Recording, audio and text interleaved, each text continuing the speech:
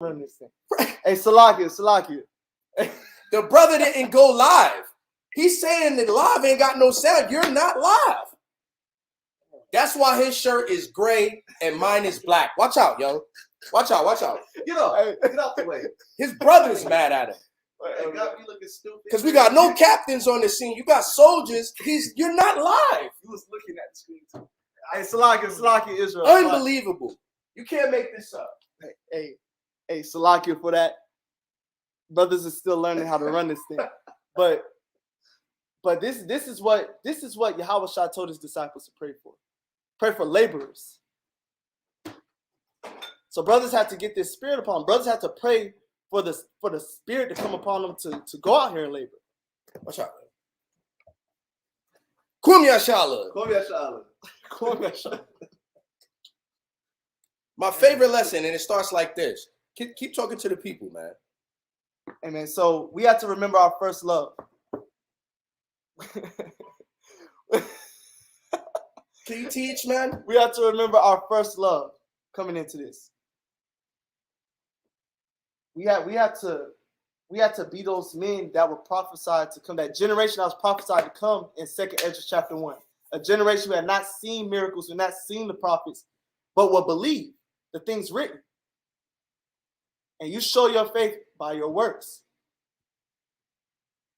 So let's go forth and show our faith. We cannot make Yahweh Shai out to be a liar, man. We cannot make the faith vain. That's right. By going out here and showing ourselves to be wise, but speaking wise words, but not showing ourselves to be wise. Because there be men who speak wise words but are not admonished, who be hated. Why? Because the people see you. You cannot edify a man if you yourself are a hypocrite. You cannot edify a man if you yourself are not showing forth the works. You're not applying those things which you teach. So let's examine ourselves and see if we be in the faith and increase our labors, because this is our reasonable service, and we are unprofitable servants because we do that which we are commanded to do. Khan, well said. Well said. Shalom, everybody. Kum Yashala. Kum Yashala. And I work in technology. That's crazy. All right. Sorry for the technical difficulties. If you Yakinya's laughing at you. I'm sorry for the technical difficulties. If you was waiting for us to go live, the brother said the audio didn't work, but he didn't go live. He was just looking at himself and confounded. All right, that's what happens, you know. But the brother meant well. He was carrying the call. Very good, very good. When you become a soldier in Sons of Thunder, you do have the ability to order things and carry out instruction. You just need a captain on the scene to keep control of the situation. But you are being trained to be a teacher, okay? Some brothers get impatient that the rules of our camp decide that you must wait a certain period of time before you can become a captain. But that time is valuable, because in that time you will learn that you must go live to go live. God. You might not know that without that year of work that you have to put in. I'm joking, but good job. All right, brother. Now we're going to continue on with the word of the Lord. Tonight's lesson is one of my favorite things to teach in the whole Bible. It's the book of Samuel. It is the exploits and accounts of the Israelites when they were in power and in rulership. And these are the days of our lives, man. It was a lot going on. It was a lot of drama, a lot of infighting, and a lot of secrets. And things happened because these were real people that really existed with real feelings and real lives, okay? Understand that. So when we talk about Joab, we want to know, who is that? Joab is the nephew of King David. Joab is the son of Zeruiah, okay? Now, when we go to Chronicles, look that up. Get the Chronicles of Judah and get Joab's lineage. That's all you got to do. It'll bring you right to it. I think it's First Chronicles. I think it's 14. All right? His father is not listed. And what it caused people to do is to scoff and say, you do not have to come from the seed of your father to be such and such. But there's a reason, and we're going to go over it tonight, why his father is not listed. Put that in your pipe and hold that, okay? Wait for that to come out. His father is not listed, okay? But his mother is listed, who is the sister of King David. That's right. Joab had two brothers, Asahel and Abishai. Am I correct? Asahel and Abishai. Right? God. And these were mighty men of the Lord. These were excellent fighters, supreme warriors in King David's army. So when King David was coming into power, there was a power struggle because you had Saul and you had loyal men that were mighty themselves that were loyal to Saul. Right. And then you had David's men from the house of David that were loyal to David, okay? And there was infighting and there was corruption. And we're going to talk about some of that tonight as much as I can and not to teach all night, okay? I don't want to teach all night because I do want y'all to seek out of the Bible and go read these things yourself, okay? So the first thing we're going to get is the genealogy of David's nephew, the enforcer, the captain of the host, who we're going to decide, did the Most High forsake him? Is he going to be counted amongst the wicked? Or will, in the end, will he be counted among the righteous? We're going to try to look at all of that tonight, okay? You find it? All right, I'll find it. Say something real quick. I'll find it for you. And it's important to know the history of your family. Like, this is your family. All the men recorded in the Bible, all the women recorded in the Bible who are Israelites that pertain to this lineage, go to First Chronicles. Is your family. Yeah, these are your Israelite family members. Go to First Chronicles 27 and start at verse 22. This book of First Chronicles, chapter 27 and verse 22. Of Dan, Azrael, the son of Jeroham. These were the princes of the tribes of Israel. But David took not the number of them from 20 years old and under, because the Lord has said he would increase Israel like the stars of the heavens. Mm-hmm. Joab, the son of Zeruiah, began to number, but he finished not. Now we could go into this account where David had the people numbered and the angel of the Lord came and started destroying people. But I wanted y'all to notice that Joab is listed as the son of Zeruiah. That is not his father. That is David's sister. Let me get another. Let me get another. Go to First Chronicles 2 and then start at verse 14. Okay. Yo, is the heat on? It's hot. Go ahead. Book of First Chronicles, chapter 2 and verse 14. Nathaniel, the fourth, Radai, the fifth, Ozim, the sixth, David, the seventh, whose sisters were Zeruiah and Abigail, and the sons of Zeruiah, Abishai, and Joab, and Asahel. See, notice it doesn't say the father. Right. It says the sons of Zeruiah, which is David's sister. Okay. Right. Now, some people scoff and say, because of that, the lineage does not have to go by the father. But we know that that's a contradiction. Right. All right. Read Numbers. You know what I want. It's Book of Numbers, chapter 1 and verse 18. And then you can also get it in chapter 2, verse 1. Go ahead. Book of Numbers, chapter 1 and verse 18. And it reads, and they assembled all the congregation together on the first day of the second month, and they declared their pedigrees after their families by the house of their fathers. Now, you're going to find out in this lesson why Joab's father is not mentioned. The house of his father is not recorded in the Chronicles. It is not chronicled. You're going to find that out. That's right. All right. So that's something else that you can hold and look forward to understanding later. That's right. All right. Another thing you need to understand about Joab. Joab was self-willed. And we're going to read some of his exploits tonight, and it might make you uncomfortable, some of the things that he has done. All right, we're going to try to move through these accounts quickly because, like I said, this is something that you need to read on your own. This is my favorite part of the Bible is the book of Samuel. First and Second Samuel is my favorite part of the Bible. Okay, then Proverbs is next. Then Sirach. So Joab is considered by David to be too tough of an opponent to even war with. We're going to see that. So there was mighty men all throughout this kingdom. Khan? Now, let's get to our first exploit. You have Abner, who is the champion of Benjamin. That's right. This is the mightiest Benjamite. Okay?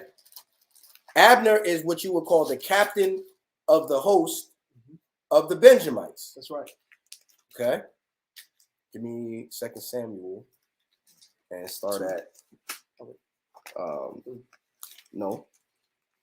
We're gonna go back and forth through this. Start at chapter 2 and start at no. 2 Samuel 2 and start at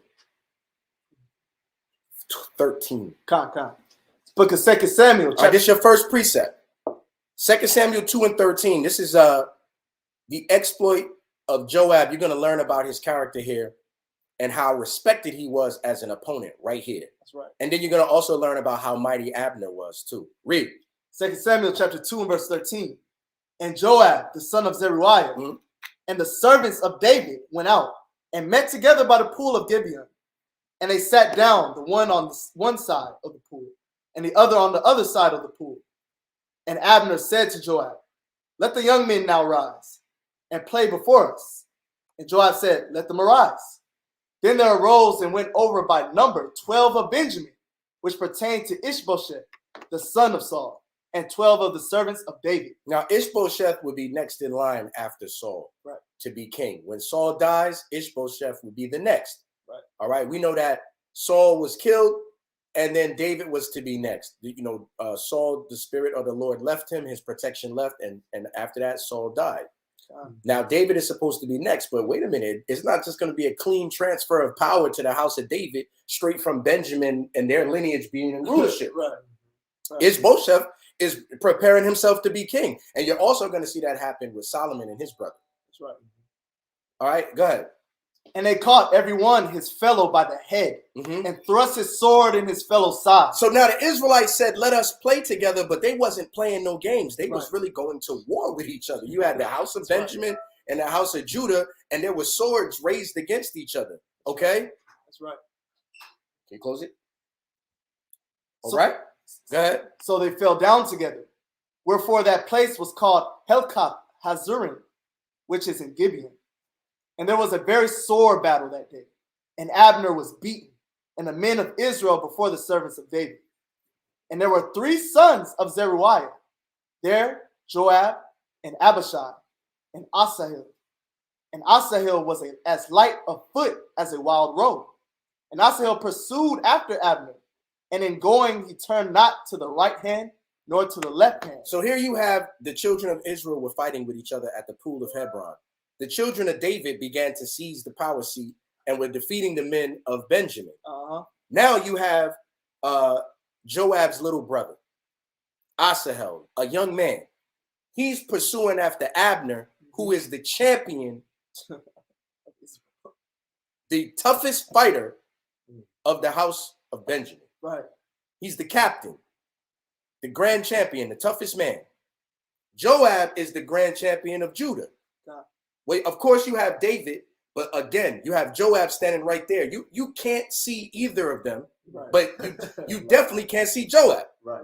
But Joab's little brother, eaten up with zeal, he's too eager, and he raises himself up to go after the toughest Benjamite warrior on the scene.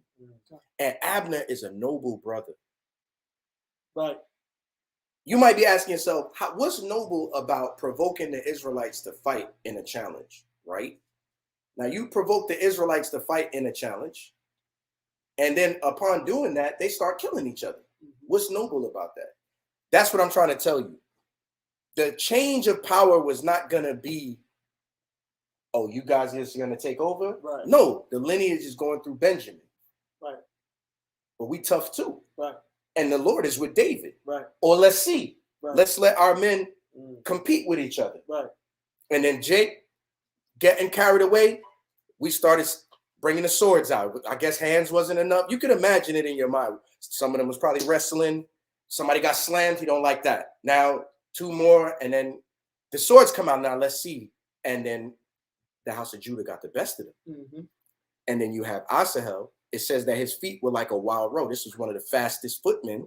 Mm-hmm. But was he a mighty and super soldier like how Joab and Abner and David and other men we will name later? Was he on that level?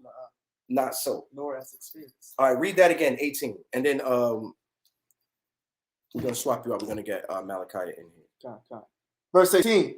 And there were 3 sons of Zeruiah there, Joab and Abishai and Asahel. And Asahel was as light of foot as a wild roe. What does that mean? And this was fast. Like a deer. Like a a roe deer. is a deer. Okay. Go ahead. And Asahel pursued after Abner. And in going, he turned not to the right hand, nor to the left from following Abner. Mm-hmm. Then Abner looked behind him and said, Art thou Asahel? And he answered, I am. And Abner said to him, Turn thee aside to thy right hand, or to thy left, and lay thee hold of one of the young men, and take thee his armor. But Asahel would not turn aside from following him. So Abner is saying, yo, I don't want to hurt you, little man. Right. So stop chasing me. Matter of fact, take the armor from my armor bearer. You can have that. Because we lost today. Right. So Abner is not trying to hurt Asahel, but Asahel is like many of you Judites. He's getting too big for his britches. Go ahead. God. Read a little bit slower because the people are following with you. So read a little bit slower. Go ahead. Verse 22. And Abner said again to Asahel, Turn thee aside from following me. Wherefore should I smite thee to the ground? How then should I hold up my face to Joab thy brother? Howbeit he So Abner said, if I kill you, no, he didn't say if I knock you over, or he didn't say if I break one of your bones. He said, if I engage you, I'm gonna kill you, right, little man. right. And then how am I gonna face your brother? So Abner is already showing respect for Joab. Like, I don't really want problems with Joab. Can you stop? Just take my armor off my armor bearer, and you can go brag that you have Abner's armor. Just stop following after me, bro, because you're gonna force my hand. Right. And I don't want to do you filthy, right? But Asahel would not listen. Read that again. And Abner said again to Asahel, Turn thee aside from following me. Wherefore should I smite thee to the ground? How then should I hold up my face to Joab thy brother? Howbeit he refused to turn aside. Wherefore Abner with the hinder end of the spear. So now Asahel refused to stop, and you got the pointed end of the spear, and you got the blunt end of the spear. Abner tried to be merciful and flip his spear the other way to the blunt end. Right. And what happened? And smote him under the 5th rib, that the spear came out behind him, and he fell down there and died in the same place. And it came to pass that as many as came to the place where Asahel fell down and died stood still. Joab also and Abishai pursued after Abner. So basically, he killed Asahel with the blunt end of the spear. That's how strong Abner was. And all he did was poke the man, stop. And it ran right through his midsection. That was a painful and mortal wound. You're not coming back from that. And all the men stood around astounded, like, yo, you just killed Joab's little brother. Yeah. You wild out. Now, we've seen this played out by Esau in a movie before. Esau stole this story and put it in a movie. Yep. What'd he do? God. What movie was that? That's Troy. Do y'all remember when you had Achilles' nephew? And who killed him? What was the dude's name? Hector. Hector killed Achilles' nephew. Achilles was offended, and when he killed Achilles' nephew, all the men stood around and stood in their place. Right? Where do you think they got that from? They got that from the Bible, because that's what happened to Joab's little brother. A mightier man that he had no business fighting killed him, and that's offensive. And Joab is a mightier warrior than you've ever seen. Right? Read on, Chris. And it reads, verse 24, Joab also and Abishai pursued after Abner, and the sun went down when they were come to the hill of Ammah. So Abishai, the other brother, pursued, like, nah, you can't get that. And of course the men of Judah was with him. Go ahead. That lieth before Gir, by the way of the wilderness of Gibeon. Come on. And the children of Benjamin gathered themselves together after Abner, and became one troop, and stood on the top of a hill. So the surviving Benjamites that, remember at the pool, many of them died, right? But more died of Benjamin than of Judah, a lot more. But the men of Benjamin are tough. They gather as a troop, and they say, we're going to make a last stand. They gather on top of a hill. Go ahead. Then Abner called to Joab and said, shall thy sword devour forever? What did he do? Shall thy sword devour forever? Knowest thou not that it will be bitterness and the later end? How long shall it be then? Ere thou bid the people return from following their brethren? So now, did Abner say, hey, man, it's whatever. I killed your brother. I'm going to kill you too? He spoke soft words, right? Soft words. Proverbs 15:1 says, a soft word turns away wrath. That's right. And he was afraid of Joab. Abner was nervous about engaging Joab. So he said, look, man, shall the sword devour forever? Are we going to just kill each other? Right. There'll be no king. So Abner was also compassionate because he saw all the children of Benjamin had gathered with him, and they was prepared to die with him that day. And he didn't want that either. Right. Read on. And Joab said, as God liveth, unless thou hast spoken, surely then in the morning the people had gone up every one from following his brother. So Joab blew a trumpet, and all the people stood still and pursued after Israel no more. Neither fought they anymore. And Abner and his men walked all the night through the plain, and passed over Jordan, and went through all Bithron, and they came to Manaim. Come on. And Joab returned from following Abner. And when he had gathered all the people together, there lacked of David's servants 19 men. Only 19 people from the house of Judah died in that scuffle. Wow, that's right. Between Judah and Benjamin. Come on. And Asahel. But the servants of David had smitten of Benjamin and of Abner's men, so that 360 men died. That's 360 of their men died versus 19 of the house of Judah. All right, so the Lord was with Judah that day. All right. There was a lot of tough champions with Judah that day. And Benjamin could not stand against it. And that's why Abner chose to flee. And Asahel chasing him, it was unnecessary, and that's why he died. All right. But even still, Joab said, as God liveth, if you didn't speak those words, the sun wouldn't have gone down, and we'd have kept following after you. All right. So I guess Joab, you could say he's a forgiving God. I guess that's what you want to say. He's a forgiving God. You might need to say that right there because he did stop from following after Abner. All right. Yeah. What happened? Read verse 32. Let's close it out. And they took up Asahel and buried him in the sepulchre of his father, which was in Bethlehem. And Joab and his men went all night, and they came to Hebron at break of day. These are wild riders, man. Joab and the men that he got with him, they are tireless warriors. Okay? I like to read this because we romanticize Israel like these was just some weak people that was oppressed by everybody, and everybody's foot was on their neck.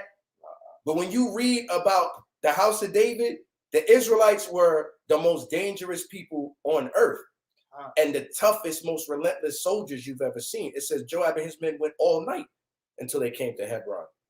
That means they just fought Benjamin all day, chased Abner all afternoon, and then they said, now we're going to ride all through the night until we get back to Hebron.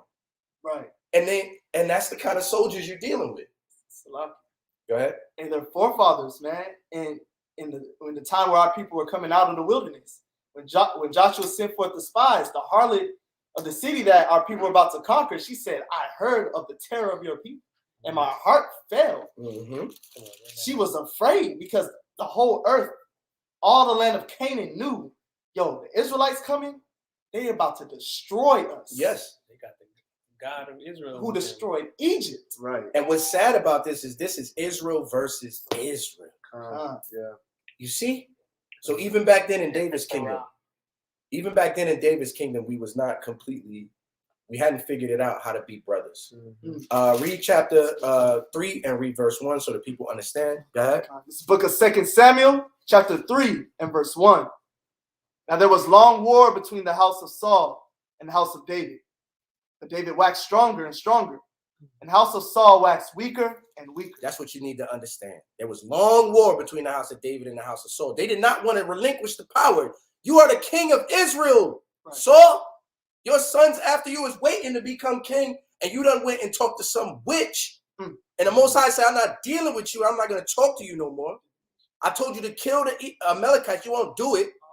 And now they're going to steal your identity and become you later, stupid, because you don't listen.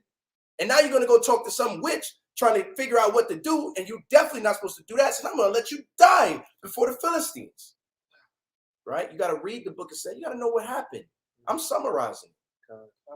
And now it's like, here comes David. Well, I'm ready to be king. The Lord is dealing with me. And the house of Benjamin is like, well, hold on. How is it going to go for Benjamin and Judah? How are you doing this? We're going to fight for this. And there was long war. But David's house got stronger and stronger, and Benjamin got weaker and weaker. Okay? We're gonna skip a little bit of history. Okay? Go to verse 17 now of chapter 3. It's a movie. Go to verse 17 now. Now, Abner is feeling the strength of the house of Benjamin fall. Right. And you know what he's about to do? He's about to continue to be the honorable man that he was, peace be upon him. And he's about to come to David and swear his allegiance. Read. It's book of 2 Samuel chapter 3 and verse 17. And Abner had communication with the elders of Israel, saying, Ye sought for David in times past to be king over you. Now then do it. For the Lord has spoken of David, saying, By the hand of my servant David, I will save my people Israel out of the hand of the Philistines and out of the hand of all their enemies. And Abner also spake in the ears of Benjamin. And Abner went also to speak in the ears of David in Hebron, all that seemed good to Israel, and that seemed good to the whole house of Benjamin. So here you have Abner saying, hey, man, I'm going to go convince the Benjamites to come and let David be king and stop this fighting. You asked for this anyway. Asked for it. And it seems good to the Lord. And you know what? I'm on board with this. That's a true leader, right? Abner. Read on. So Abner came to David to Hebron, and 20 men with him.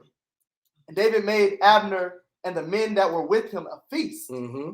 And Abner said unto David, I will arise and go, and will gather all Israel unto my lord the king, that they may make a league with thee, and that thou mayest reign over all that thine heart desireth. And David sent Abner away, and he went in peace. See that? Now they made a deal. Mm-hmm. I will make a league with you, and you will reign over all that your heart wills. In other words, Abner saying, now I'm your soldier now. That's right. Now, wait a minute now. Abner is already captain of the host. And then you have Joab, who's captain of David's host. But Abner is technically the senior man. Right. Because he's king of Israel's captain of the host. Right. David has not become king of Israel all yet. Right. Read on. And behold, the servants of David and Joab came from pursuing a troop and brought in a great spoil with them. Where Joab and them came from? Pursuing a troop. Yo, Joab and his men is out there wrecking havoc on the heathen, man. Yeah. Not fighting a troop. What was they doing? Pursuing. What that mean the heathen was doing? They were running away. That's, yo. Where's Joab? Probably killing some heathens. Yeah. Matter of fact, Joab, he's reckless when it comes to killing the heathen. It's almost like that's all he do. Okay? Joy of his life. You remember that kind of asked you to get call it and read that, and you could break it down? This is the book of 2 Samuel, chapter 12, and verse 26. It says, And Joab fought against Rabbah of the children of Ammon, and took the royal city. And Joab sent messengers to David and said, I have fought against Rabbah and have taken the city of waters. Now, therefore, gather the rest of the people together and encamp against the city and take it, lest I take the city and it be called after my name. That's Joab. God, that's my.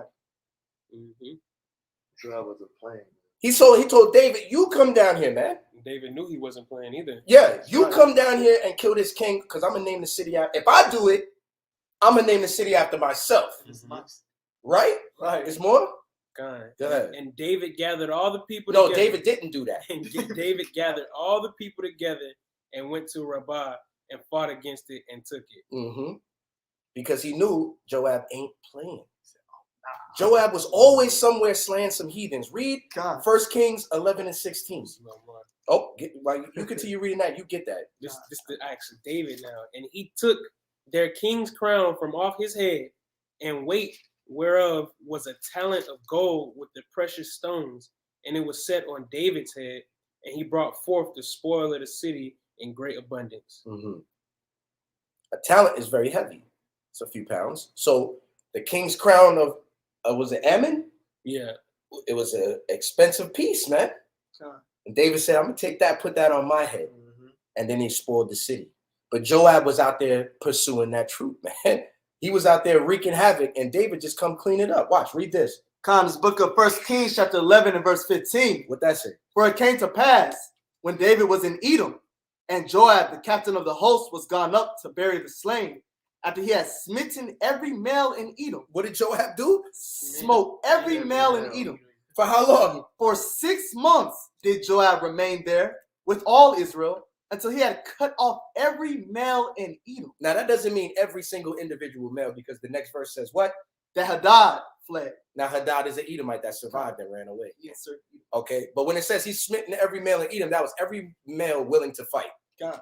Joab for 6 months was just up there killing heathens, man. You trying to love Esau, and Joab killing Esau for 6 months straight. That's right. What you think gonna happen when Yahushua return and the garment gonna be dipped in blood, the vesture? Should be spirit. Come on, man. Y'all don't know. Y'all don't really look at the Bible like we trying to show it to you. We trying to bring it to life for you. We trying to make it real to you. But y'all gotta read. Right. This is the way that the heathen was getting handled in the house of David's kingdom. That's right. Done bad. Getting done filthy. We in charge, you gonna die. That's right. Or you're gonna serve us. That's Right. right. And that's the same way that the Lord said it's going to happen too in Isaiah 60. That they're going to be bringing all their spoils. We're going to take the crowns off their head. And if they don't serve us, they're going to be put. They're gonna perish. utterly perish. Utterly, without remedy. 2 Samuel 8 and 14. Read that. This book of 2 Samuel chapter 8 and verse 14. And then we're gonna come back and see what happened with Abner after he made that league with David. That's right. And it reads, and he put garrisons in Edom. He did what? He put garrisons in Edom. Come on. Throughout all Edom put he garrisons, and all they of Edom became David's servants. Say what? All they of Edom become David's When it servants. says garrisons, it means he literally put a prison in Edom that he runs, That's that right. he's the warden of, That's right. and was policing them Edomites the same way you getting policed now. That's right. Right. But we was doing that to the other nations, That's and right. David was a man after the Lord's own heart, so Yahweh wanted it like that. That's right. But y'all don't understand They that don't because you know. won't read. Go back to 2 Samuel 3.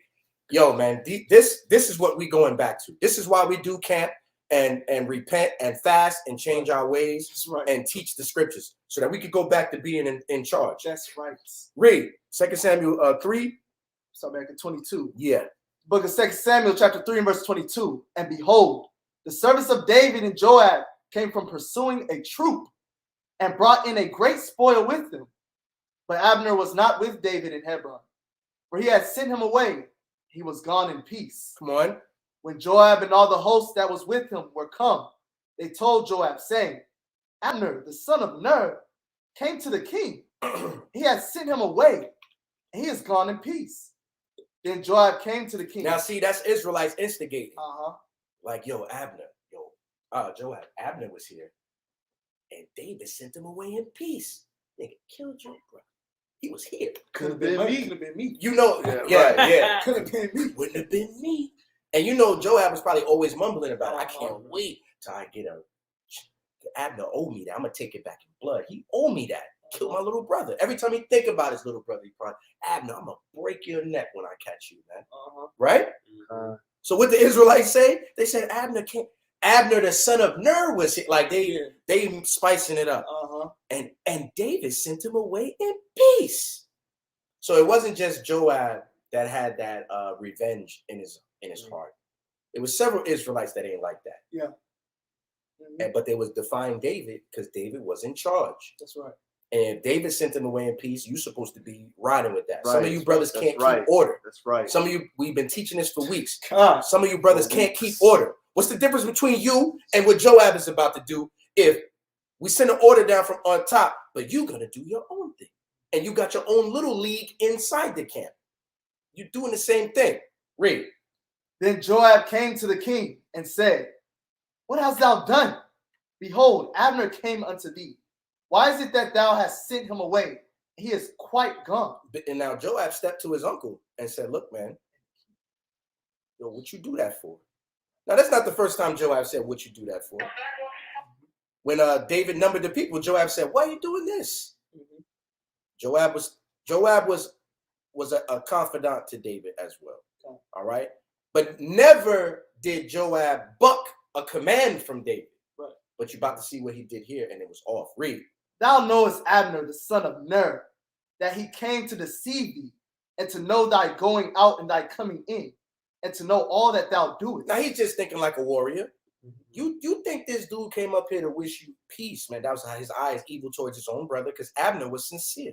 You think this dude came up here to wish you peace? He just want to know what's going on around here. Now he's challenging David's prophetic understanding, right. And also he's challenging David's military mind. He's defiant. That's why he told David, yo, come up here and kill the king, because if you don't, I'm going to kill him and name the city after myself. Because he's defiant like that. Read on.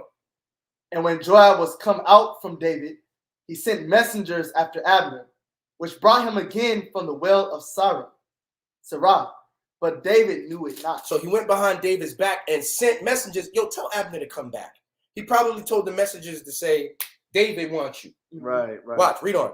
And when Abner was returned to Hebron, Joab took him aside in the gate to speak with him quietly. Look at Abner saying, oh, we want to talk. You want to talk to me? Yo, I didn't mean to hurt your little brother. Actually, I told him to stop following me. I told him to take the armor. He wouldn't listen. Now, you know I can't let him raise up no sword to me. Right. I tried to hit him with the blunt end of the spear, but he was tender. I don't know my own strength. That's probably what they was talking about. Now, what happened?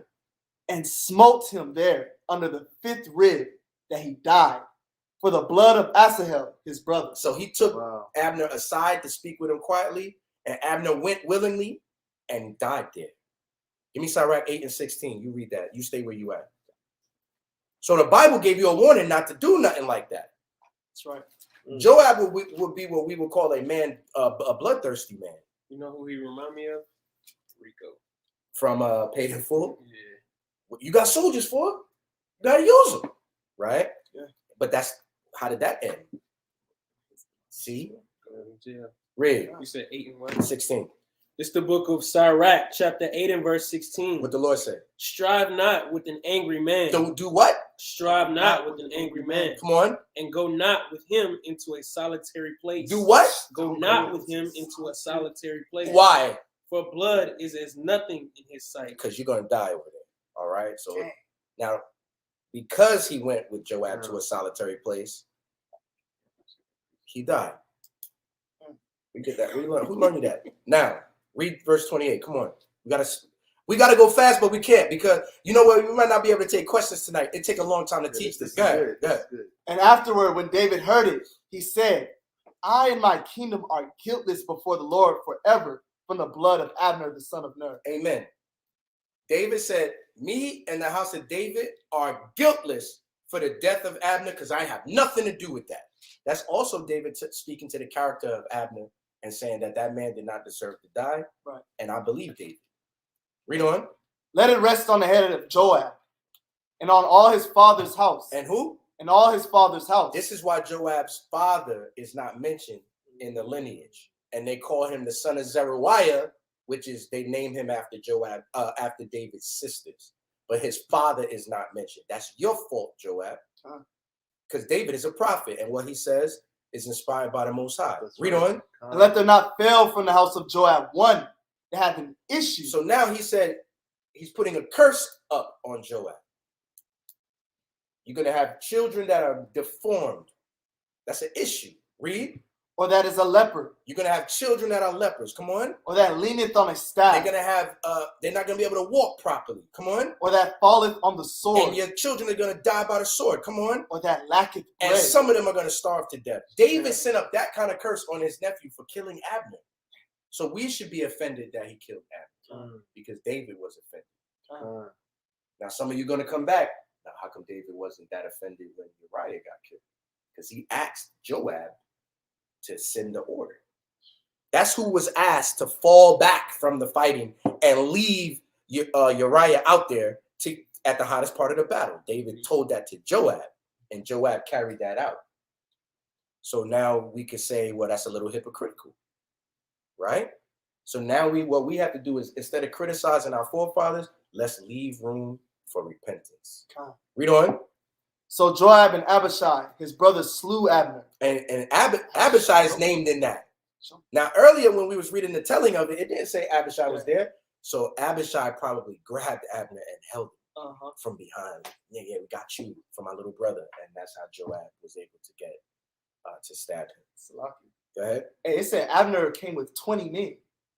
That means he had his most trusted men with him. His guard with him. But he probably told his men, no, this is Joab. Yeah. It's an honorable man. I'm gonna go speak. And I wronged him. And I've wronged him. I owe him a debt. Ain't that what Hector did in the movie Troy? They God. stole everything They from stole this. all that.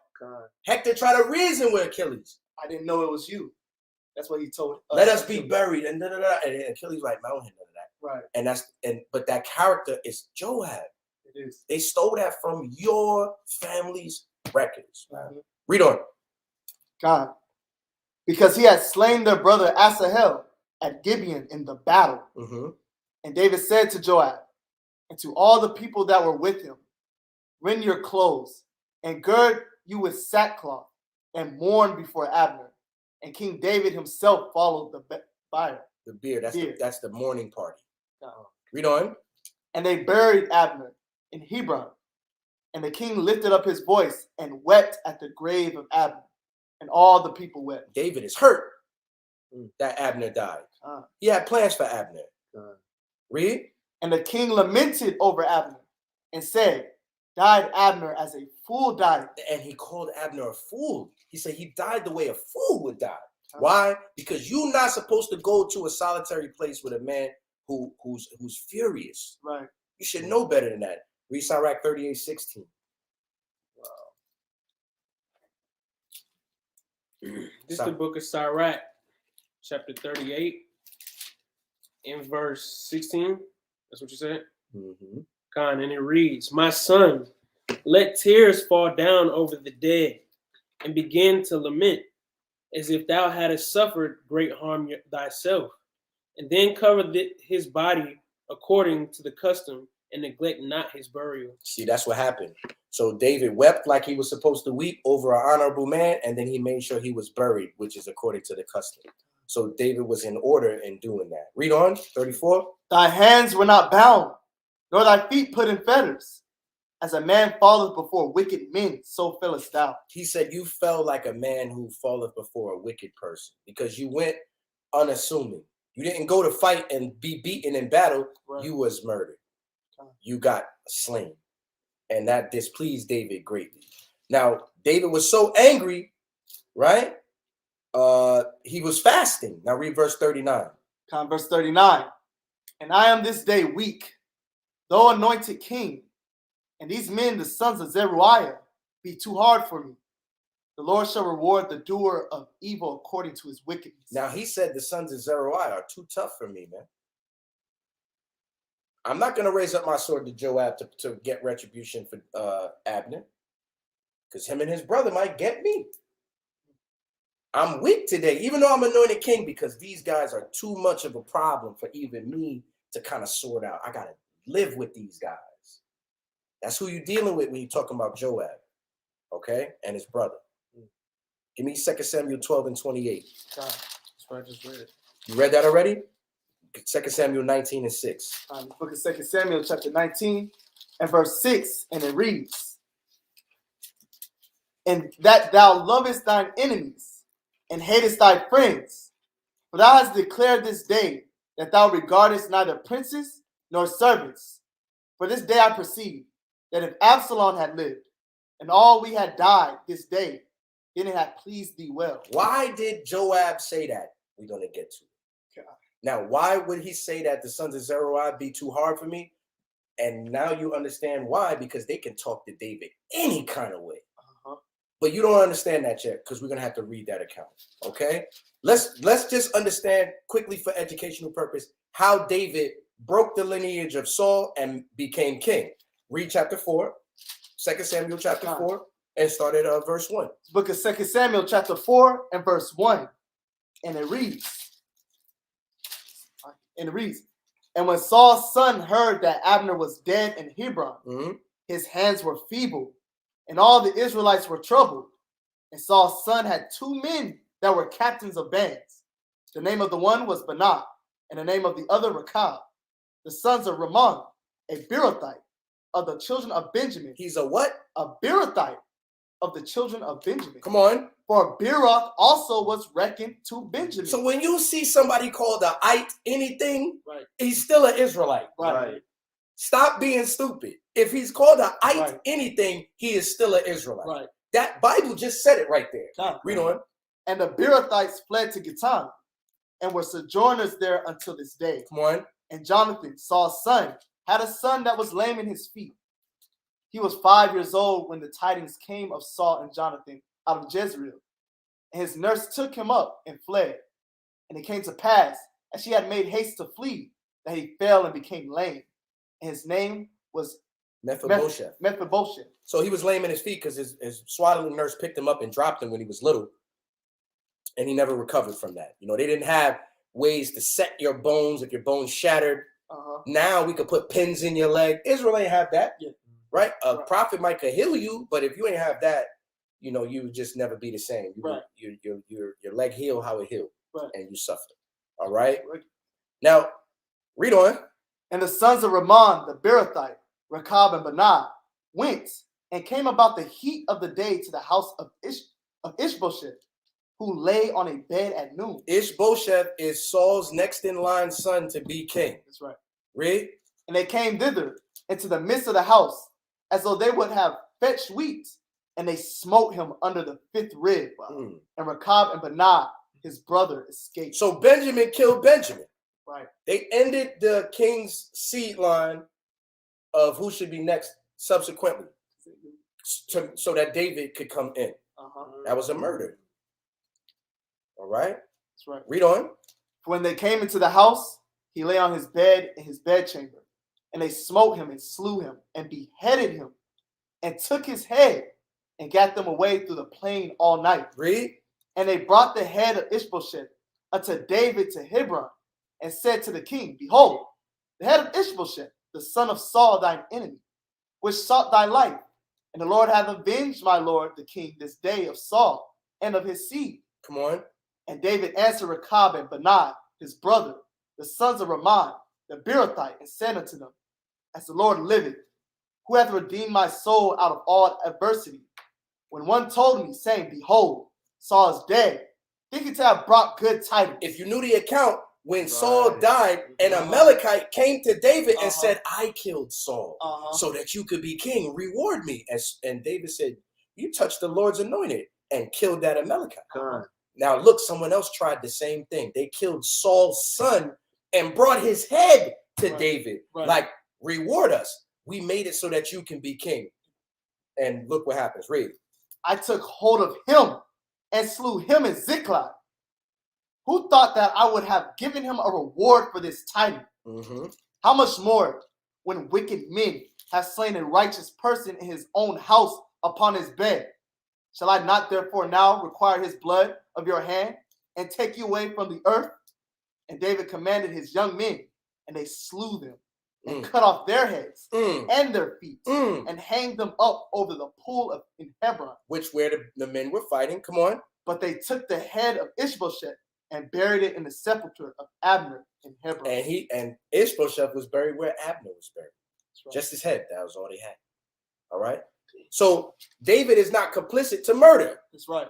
You ain't got to kill nobody to help me. The Lord gonna help me. So all of that treachery was getting rooted out, but he couldn't do that to Joab. Joab be too hard for me. Them brothers wild. Him and his brother are wild Calhoun. Right? Go to 2 Samuel 18. Here's another exploit concerning David and Joab. David had a son named Absalom, who the people just thought was the most beautiful human, and kissed his hand when he would walk through the streets. Absalom had extremely long hair. It was extremely heavy, and he would cut it and weigh it. But Absalom in the house of David always had problems. Remember when David sent Uriah to the front of the battle and took Uriah's wife, a prophecy was prophesied against him. The sword will not depart from your house. So David had all types of problems in his home. Absalom's brother raped his own sister. These are David's children. I don't even want to say his name because I will have to read the account because I don't remember his name. What was the son's name that raped his sister? We could read the account, but I don't want to. I just want to tell you about it. You can read it on your own. Okay. His name is Amnon, and David's daughter is Tamar. You can read about it in 2 Samuel chapter 13. All right. He was burned with his lust for his own sister, and he raped her. Okay.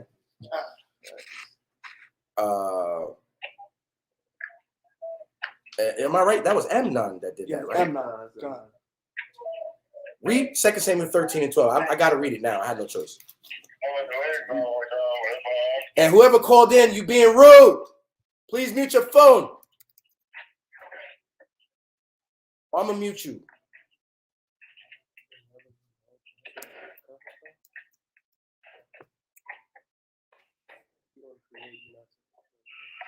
Yo, mute your phone. Come on, you see what I'm saying? I'm going to kick him out. Get out. That don't even make sense. You're not even listening. You just, what are you doing? Okay, where we at? Now, Amnon defiles Tamar. That's the daughter. Okay? Read that. 2 Samuel 13 and start at verse 10. 12. 11. This is the book of 2 Samuel, chapter 13 and verse 11. And when she had brought them unto him to eat, She made some cakes. he took hold of her and said unto her, Come, lie with me, my sister. Now, what is wrong with you, man? I remember this account. He played a whole Man. role like he was sick or Right. something just to get her. That's That's sick. off. Salakia, his friend gave him advice on to do that. Yeah, that's wicked. And his friend is also related to, he was one of the sons of David's brother. This man played a whole role. I'm sick. Can you go make me some cakes? So that he could lay with his sister. Now, what did she say? And she answered him, Nay, my brother, do not force me, for no such thing ought to be done in Israel. Do not thou this folly. And what did he say? And I, whither shall I cause my shame that's to still go? her. Go ahead. And as for thee, thou shalt be as one of the fools in She Israel. said, nigga, you gonna be one of the stupidest Right. niggas ever. Why would you lay with your sister? We the children of the king. Right. Why would we do incest, dummy? It's like 80 virgins waiting for you. Why you want me? Read on. Now therefore I pray thee, speak unto the king, for he will not withhold me from thee. Now go ask daddy, can you do this? He won't withhold me from you, but go ask him so that David can smack fire out of this dude. Right. Read on. Howbeit he would not hearken unto her voice, but being stronger than she, forced her and lay with And her. he raped his own sister? Read. Then Amnon hated her exceedingly. And as soon as he was done, he hated her. Wow. That's sick, man. That's something. You got demons on you. Right. You brothers with that rape spirit. You have demons on you. That's right. You really hate her. You want to rape her because you hate her. And the Bible said that. Read, come on. So that the hatred wherewith he hated her was greater than the love wherewith he had loved her. See how sick that is? Esau does this. He rapes the woman and then he gets mad and now he wants to kill her. Come on, read. And Amnon said unto her, Arise, be gone. But Jake is going to be Tyler Perry nigga and get out of here now. Now get out of here. That's disgusting, bro. Read on. And she said unto him, There is no cause. This evil in sending me away is greater than the other that thou didst unto me. But he would not hearken unto her. And she was like, well, now I got to be yours. You done laid with me. The woman is a virgin. But now you sending me away in shame is more cruel than what you did to me. Read on. Then he called his servant that ministered unto him and said, "Put now this woman out from me, and bolt the door after her." Wow. Lock the door behind her when she gets out. And, you know, she does a ritual for her shame. And when King David heard it, he was upset. And but Absalom didn't say nothing. But he hated Amnon in his heart, but he didn't say nothing to him. Right. Jump down to let's get right to it, because this is really not the meat 23. of what we're teaching tonight. Yeah, go to but I want to get beyond it. Okay. 28. This book of 2 Samuel. These are David's children. This book of 2 Samuel, chapter 13 and verse 28. Now Absalom had commanded his servants, saying, "Mark ye now, when Amnon's heart is merry with wine, and when I say unto you, smite Ammon, then kill him. Fear not. Have not I commanded you? Be courageous and be valiant." And the servants of Absalom did unto Ammon as Absalom had commanded. Then all the king's sons arose, and every man got him up upon his mule and fled. Y'all understand? Absalom had him murked. Now, Absalom, after that, got full of himself and began to go against his father. He rose up against David and sought to become king instead of David. All right? Make a long story short, chapter 15 is about that. Oh, you want to read 2 Samuel? You want to read this? That's right. All right? Like he rose up against David and caused David to have to flee. Because David is like, y'all not going to kill my son, but he's coming against me. I'm just going to leave and pray to the Most High to deliver me out of this. That's the love he had for his children. Right? See, he even mourned his death. He mourned Amnon's death. Even. It's bad. We got to teach Joab. So it's like, I want to tell you the whole book of 2 Samuel. You see how we just read it in succession? We really can't do that. But I'm just telling you that Absalom rose up against David and became David's enemy. And Joab don't like that at all. Who you supposed to be? See, that was totally out of context. Absalom basically ran for office. Yeah. He hired people to follow him to be his supporters. And he did a parade saying, I'm going to be the next king. And David, for not wanting to have to slaughter his son, and the people was with him, and he just left and took his servants with him to figure out what to do. But Joab is like, who this nigga think he is? Who are you trying to be? How dare you? Right? Right. But Joab doesn't have the love for Absalom the way that his father loves him. Right. And Joab chased after Absalom. And there's a lot of stuff David went through in the middle of this. People was cursing him.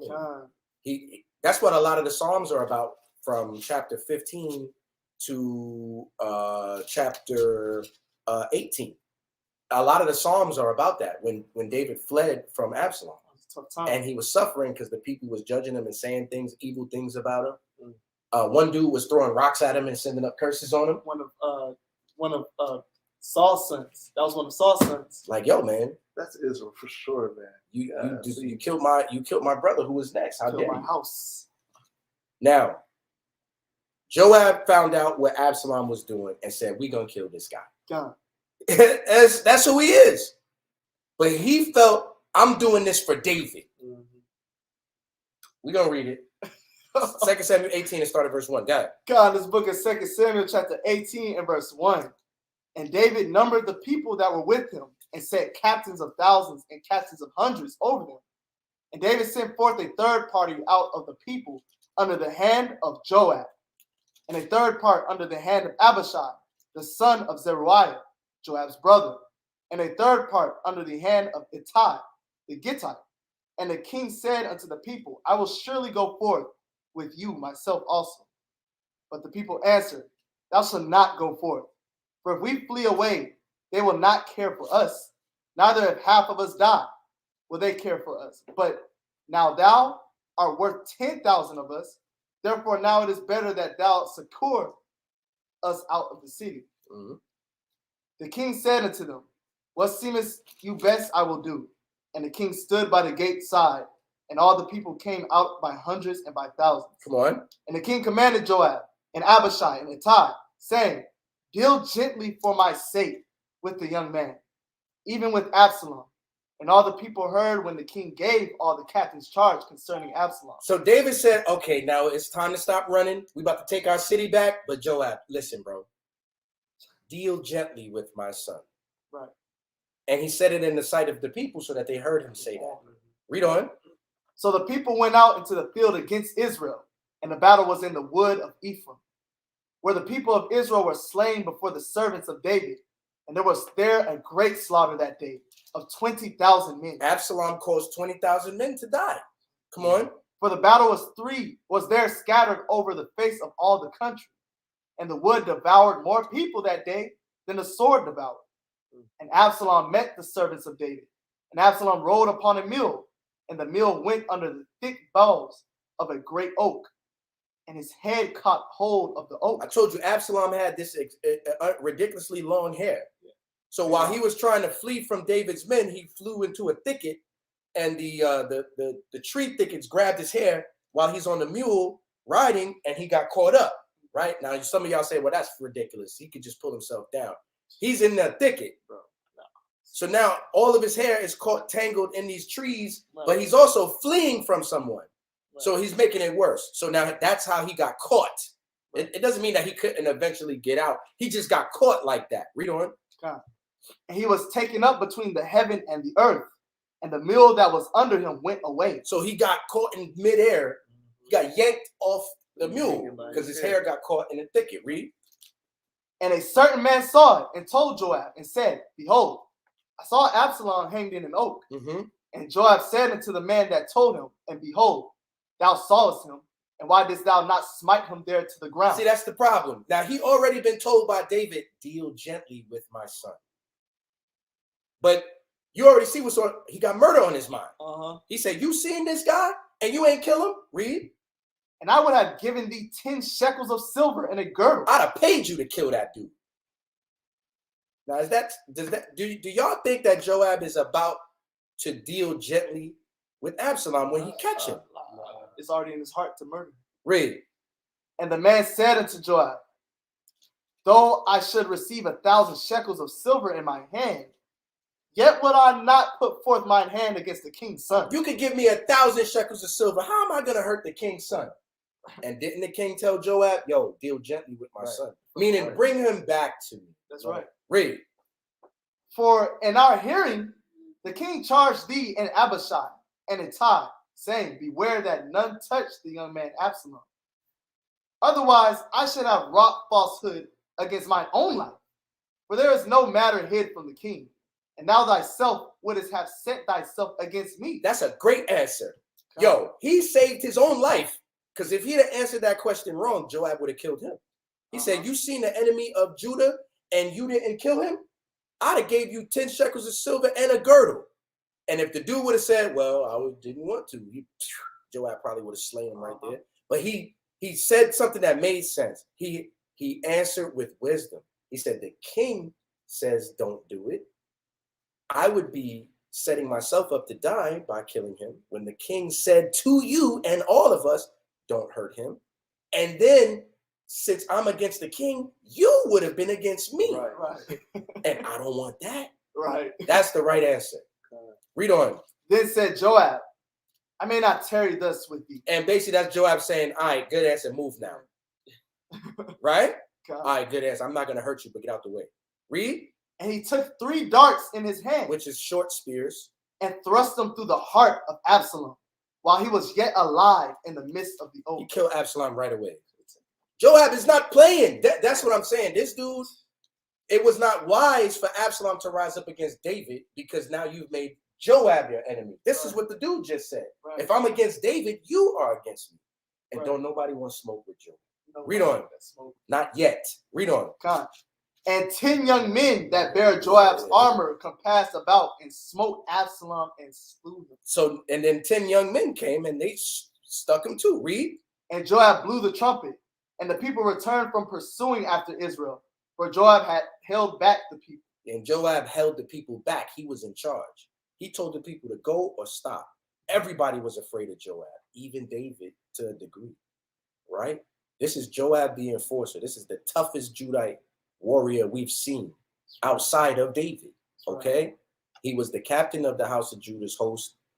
And you have to be the judge on whether his actions were righteous or wicked, because they recorded for us. They're not recorded with a judgment attached. They're just recorded as chronicled history. That's right. I don't know whether or not Joab was wicked for killing Absalom, who raised his hand against David, my king. But David, my king, said, don't kill my son. Was that in wisdom, though? Was that the compassion of a father? And would Absalom have later possibly killed David while he was hugging David and stabbed him? Who knows, right? These are things you have to work out in your own mind. Read on. And they took Absalom and cast him into a great pit in the wood and laid a very great heap of stones upon him. And all Israel fled, everyone to his tent. And they was afraid that they did that. So they made it so that he could not be buried. They threw him in a pit and then threw boulders on top of him. So how you going to get him out to bury him? And you know Joab commanded that be done. Because he already knew David going to come get this guy's body and put him in the Hebron with the other mighty men and then weep over him and then curse me. Right? Again, when I'm trying to help him. Read. Now Absalom in his lifetime had taken and reared up for himself a pillar, which is in the king's dale. For he said, I have no son to keep my name in remembrance. And he called the pillar after his own name. And it is called unto this day Absalom's place. And that is basically his burial place. A pillar that he set up for himself, Absalom's place. That's the only place to commemorate him, because where's his body at? Nobody knows. They dug a hole in the woods and threw bricks on it. And then every man fled to his tent, meaning they don't want to say. Right? That's how Absalom went out. The blood shall not depart from your house. That's what the prophecy was given to David. His son done raped his sister. His brother done killed his son. The brother that killed his son got killed. Has no sons to carry his name. Read on. Then said Ahimaaz, the son of Zadok, let me now run and bear the king tidings. That's a Levite. Read on. Now that the Lord hath avenged him of his enemies. So now he's happy to go tell David, you've been avenged of your enemies. Read. And Joab said unto him, thou shalt not bear tidings this day, but thou shalt bear tidings another day. But this day thou shalt bear no tidings, because the king's son is dead. So Joab is not oblivious that he killed the king's son. Right. He said, don't go tell him now. You're going to tell him another day. Just let him deal with what just happened.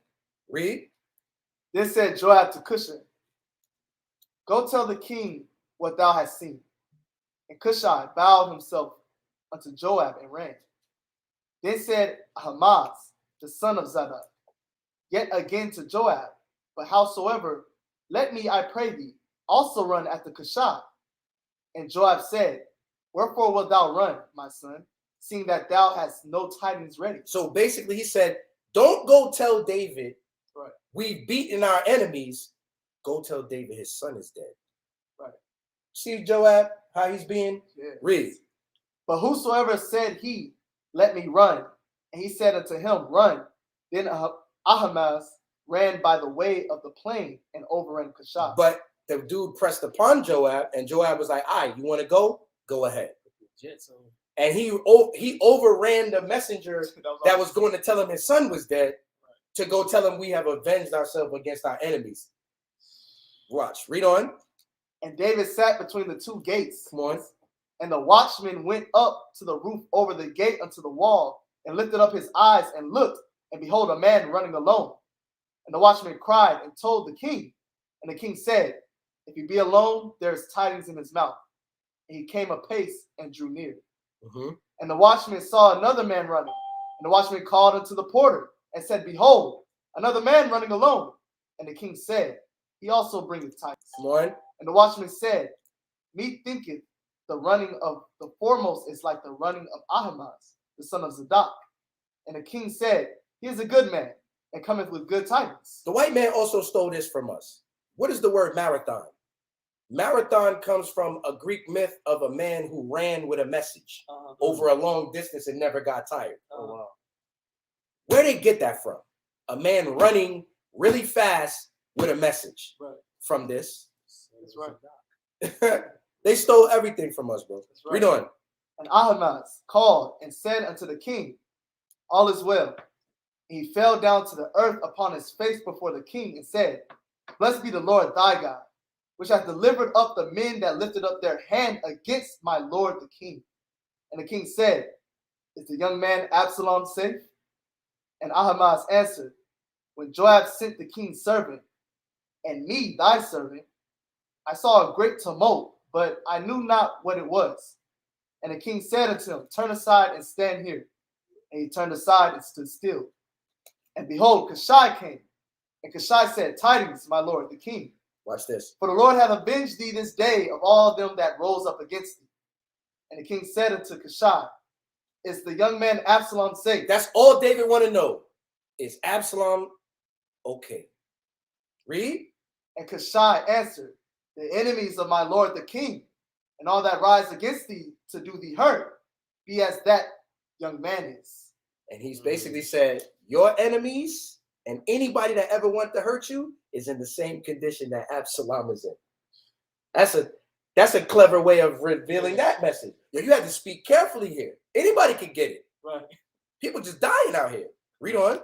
And the king was much moved. That crushed David.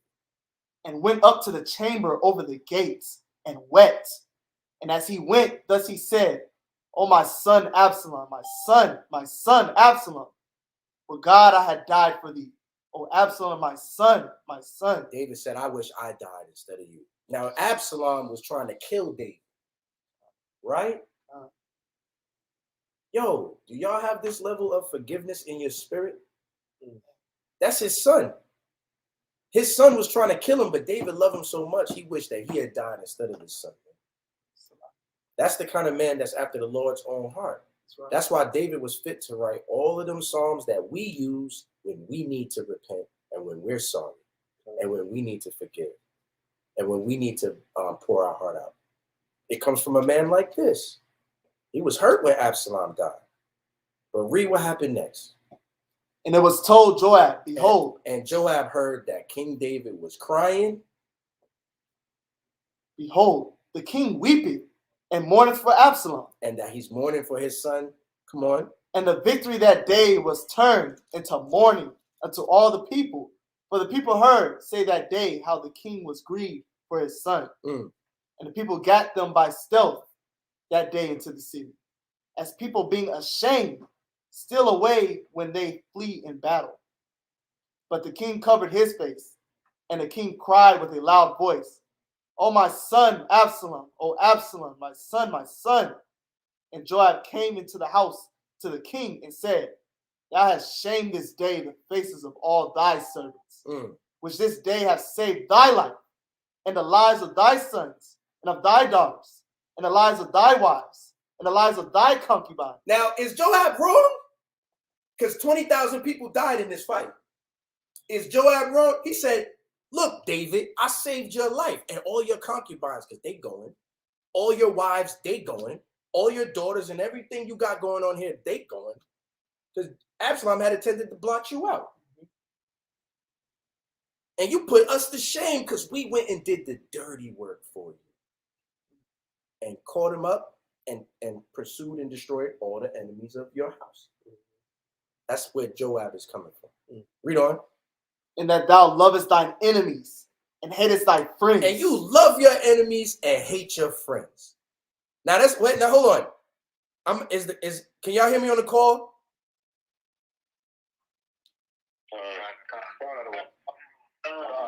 Somebody say Salakia and tell me, is Joab right?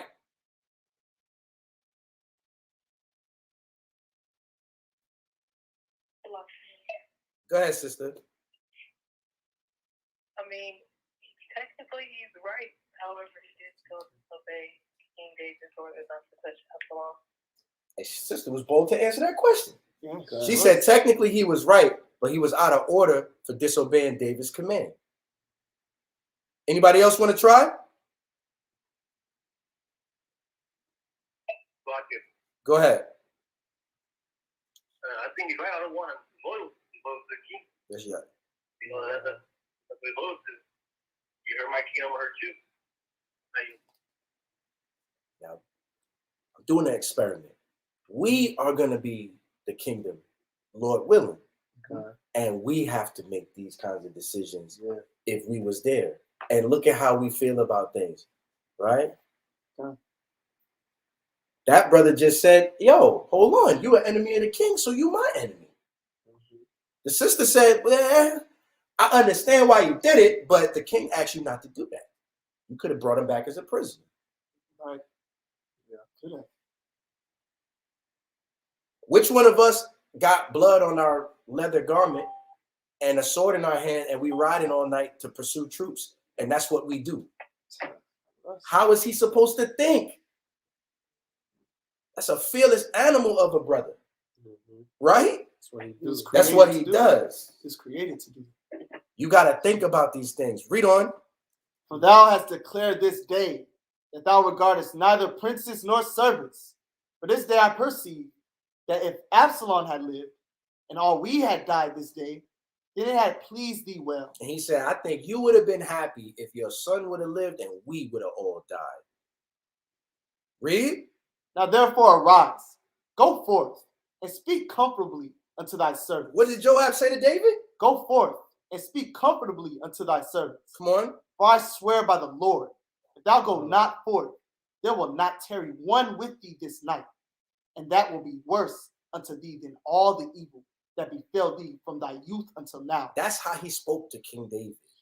And that's why David said the sons of Zeruiah be too hard for me. Nobody talking to David like that. We got people coming to David with people's heads like, look what I did for you. And David's like, kill this guy. But you have Joab saying, go tell them that you happy about what happened today, or I'm taking everybody and we leaving. And it's going to be worse for you than it was before. That kind of brother is a wild Calhoun, man. Yo, I can't stop. I can't get the thought of Rico out of my head That's- talking about Joab. That's your illest soldier, but the brother is wild. Yeah. You got to fear a man like that. Mm. And then you have to meditate on it, is the brother right? I will say this. This is my judgment, right? First of all, I wouldn't say nothing if I was there.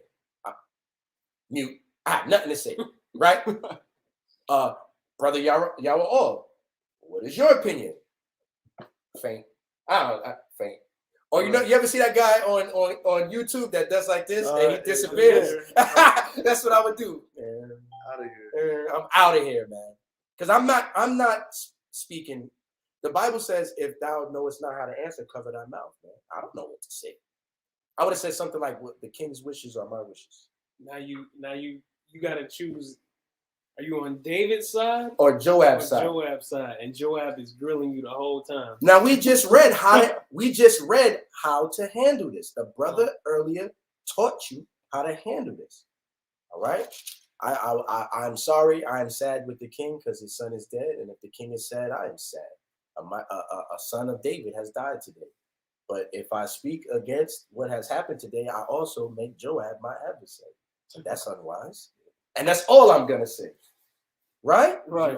Joab gonna say, has the Lord not given you thoughts of your own? Nah. I'm gonna leave. And now I'm gonna leave and go get on my own donkey and get out of here. Read on. Then the king, verse 8, then the king arose and sat in the gate. And they told unto all the people, saying, behold, the king doeth sit in the gate. And all the people came before the king, for Israel had fled every man to his tent. Come on. And all the people were at strife throughout all the tribes of Israel, saying, the king saved us out of the hand of our enemies, and he delivered us out of the hand of the Philistines. And now he is fled out of the land of Absalom, for Absalom. And Absalom, who we anointed over us, is dead in battle.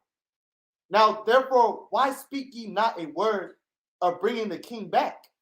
And the king David sent to Zadok and to Abiathar, the priest, saying, speak unto the elders of Judah, saying, why are ye the last to bring the king back to this house?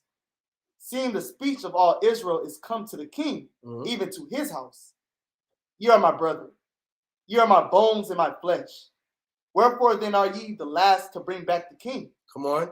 And say ye to Amasa, art thou not of my bone Watch this. and of my flesh, God do so to me, and more also, if thou be not captain of the host before me continually in the room of Joab. So I'm going to fix you, Joab. You want me to go speak? Right. I'm going to go speak, and I'm going to raise someone up and take your position. I'm tired of you. That's right. Yeah. That's what he did. So David said, Amasa, you going to be the captain of the host now, because this guy don't listen to me. Uh-huh. And if I was Amasa, I'd be like, no. But, but we're going to see. Read on. And he bowed the heart of all the men of Judah, even as the heart of one man, so that they sent this word unto the king, return thou and all thy servants. Now jump down to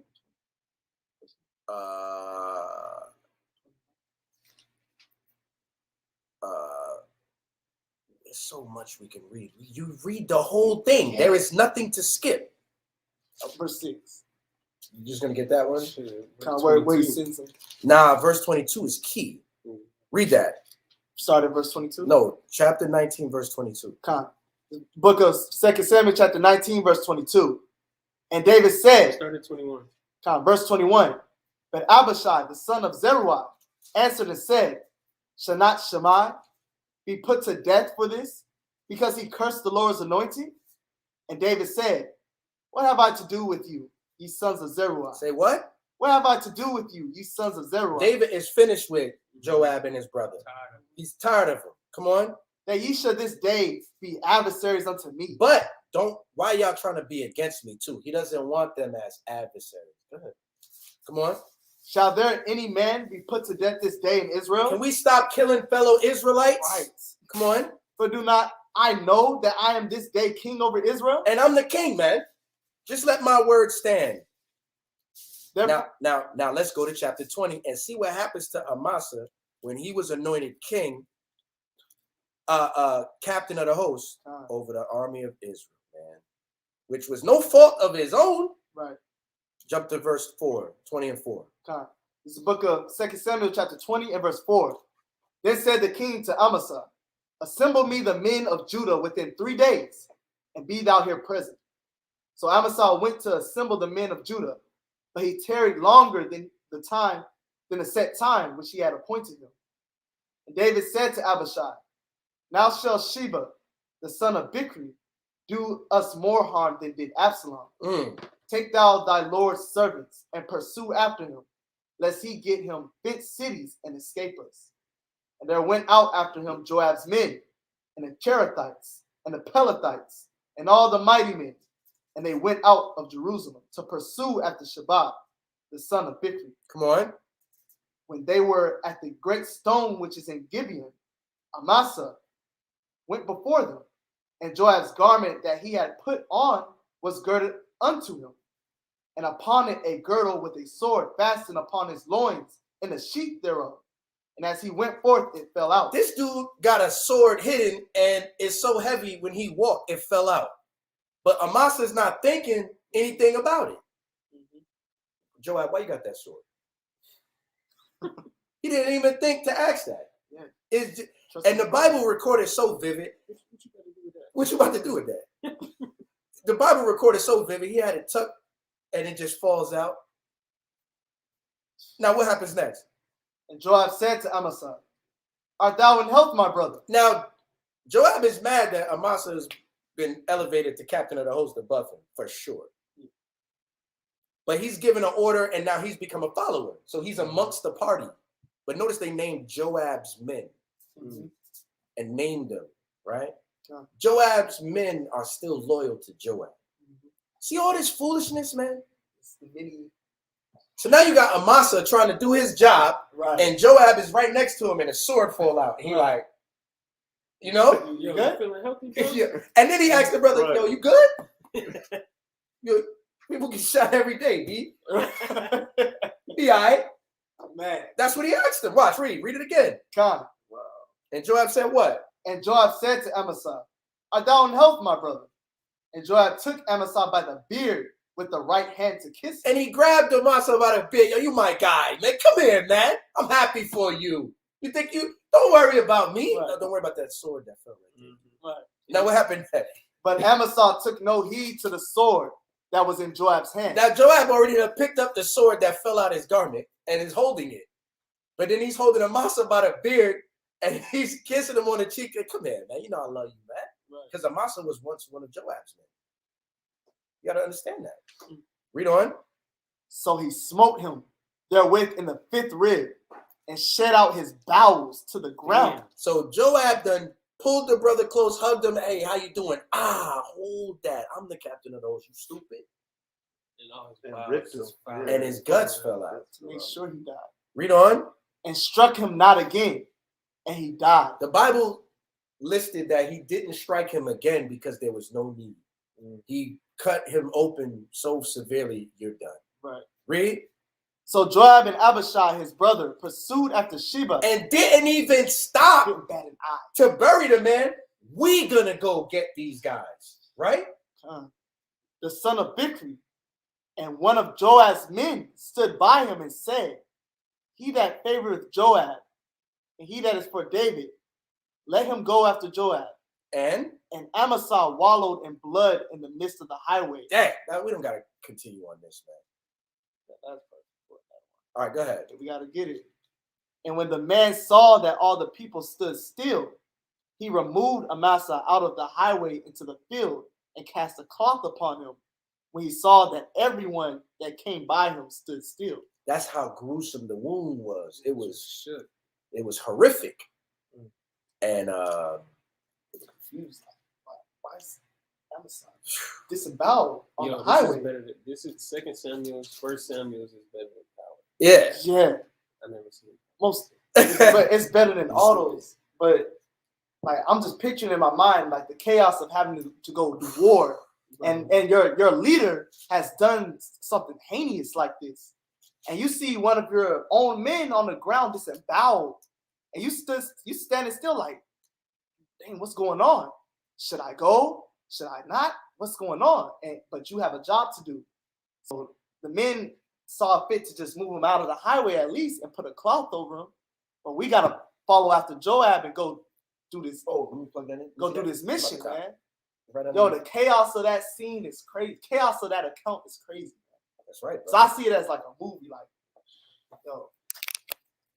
That's right. These are tough times. Like, that's when a time as a soldier, you even have to judge a matter like, yo, should I be following this man? You better, or you're gonna die. That is the situation you're placed in when Joab is walking around, and Joab ain't by himself. He got his brother with him, and his brother looking at you too. What you gonna say? Right. And his brother got 10 goons, and Joab got 10 goons, and they looking at you while they eating lamb. You gonna say something, and you don't want to say that. I probably would have been one of Joab's men myself. Just being reasonable and understanding the situation. I don't want no parts of that, man. This all happened because David sent Uriah to the front line and called him the men back. And the Lord said, because you did this, blood shall not depart from your house. Got to understand that. Go ahead. But think about that account. David recognized the mercy that was shown to him, right? So I believe, well, this is just me speaking as a man. I believe David saw this, saw all these things that were befalling him. It was like, I deserve it. But the Most High showed me mercy. He could have slain me and rent the kingdom away from me in my time. But he saw fit to show me mercy. My right-hand man, Joab, you should see the same. You should have this same mercy within your heart, right? Because I was shown this mercy. I showed this type of mercy to Saul, who pursued me for my life. You need to have this mercy as well. And I believe David was expecting the men to understand this concept and have mercy as he did, because surely these men are with me, so they are for the Lord as well. But Joab did not have that in his heart. He didn't have that type of, like Adawan said, that man was put here to take lives. That was his job. He didn't love mercy. He did not not love mercy. He did not. Now let's read a couple more things that pertain to Joab, and then we're gonna wind it down. Let's go to chapter 23. Now read verse 14. This is the book of 2 Samuel, chapter 23 and verse 14. And David was then in an hold, And the garrison of the Philistines was then in Bethlehem. And David longed and said, oh, that one would give me drink of the water of the well of Bethlehem, which is by the gate. And the three mighty men brake through the host of the Philistines and drew water out of the well of Bethlehem that was by the gate, and took it and brought it to David. Nevertheless, he would not drink thereof, but poured it out unto the Lord. Now, see, they saying that this is like the mightiest thing that the men had done, right? Because when you read verse 17, it says this is the mighty, this is like pretty much the most penultimate thing that these mighty men had done was go get David this water that he wanted to drink. And Right. David showed that he actually does love his men. That's right. Because he longed for that water. He was in a garrison. That means that they had him surrounded. So he had to wait it out. You know, it was a couple of days this battle was probably taken. And he said, man, if I could just get some water that's behind the Philistines. Well, Joab and his guys said, we're going to go get that because they not stopping us. That's right. They broke through the Philistines, got the water, came back through the Philistines, and gave it to David. And David said, if I drink this, it's like drinking the blood of the men that went to go get it. Watch, you're going to read. Verse 17, and he said, be it far from me, O Lord, that I should do this. Is not this the blood of the men that went in jeopardy of their lives? Yep. Therefore he would not drink it. These things did these three mighty men. Now, the three mighty men that you're talking about, right, are listed at the beginning in 8. You got Adino the Eznite, you got Eleazar, right, and then you got Shema. Okay. Now, when you come down to this tale, you got three mighty men that's with David, but those three men are listed because they're David's personal guard. But then you have Joab, who's the captain of the host, and he has all the men, all right, that belong to him. I misspoke when I said Joab broke through the Philistines. It was those three brothers. Joab is next. Watch, read. And Abishai, the brother of Joab, the son of Zeruiah, was chief among three. And he lifted up his spear against 300 and slew them, and had the name among three. Now, Abishai was that mighty. Right. Now, even though we read all about Joab, remember, they will always mention his brother. That was his brother's claim to fame, right? He killed 300 men in a battle himself. That's why the Bible records Joab pursuing people. They don't fight. Joab and his brother just chase y'all. But that's why Asahel, the youngest of them, thought he could chase Abner. No, Abner chased you. You're not there yet. Right. And that's why he died. All right, read on. Was he not most honorable of three? Therefore he was their captain. Howbeit he attained not unto the first three. But even though Abishai was great, he was not as great as the three personal guards of David. All right. Now, when you continue to read all down this, it talks about all different types of mighty men and battles that they had, but it's kind of outside of the scope of what we need to teach tonight. Here's another account that involves Joab. Go to chapter 24 and start at verse 1. This is something that David did that was wicked and got the people hurt. Read. It's the book of 2 Samuel, chapter 24, and verse 1. And again, the anger of the Lord was kindled against Israel. And he moved David against them to say, go, number Israel and Judah. Now, Yahweh is mad at the Israelites. But to punish you, it's always your fault. So Yahweh actually caused David to do something so y'all can be killed. He's not going to get off his throne and do it himself. He's just going to orchestrate it to happen because he does everything in general. That's a scary thing about Yahweh power. Read on. For the king said to Joab, the captain of the host, which was with him, go now there throughout all the tribes of Israel, from Dan even to Beersheba, and number ye the people, that I may know the number of the people. And Joab said unto the king, now the Lord thy God add unto the people, how many soever they be, 100-fold, and that the eyes of my lord the king may see it. But why doth my lord the king delight in this thing? So even there, you have Joab challenging David doing something like that. Don't make no sense. You're not supposed to number the people. The Lord said don't do that. Why are you doing that? Now, the Bible records it as God was mad at the Israelites, and he moved David to go number the people. Right. But Joab is like, nah, the Most High make as many of us as he wants, or take as many of us as he wants. Why are you going to do this? So Joab was always challenging. And in this challenge, he was right. Read on. Notwithstanding, the king's word prevailed against Joab, But did he keep order though and do what he was told? Yes. Come on, and against the captains of the host. read.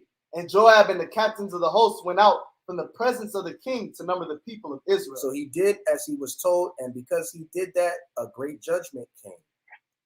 Jump down to verse 10. God. Verse 10. And David's heart smote him after that he had numbered the people. And David said unto the Lord, I have sinned greatly in that I have done.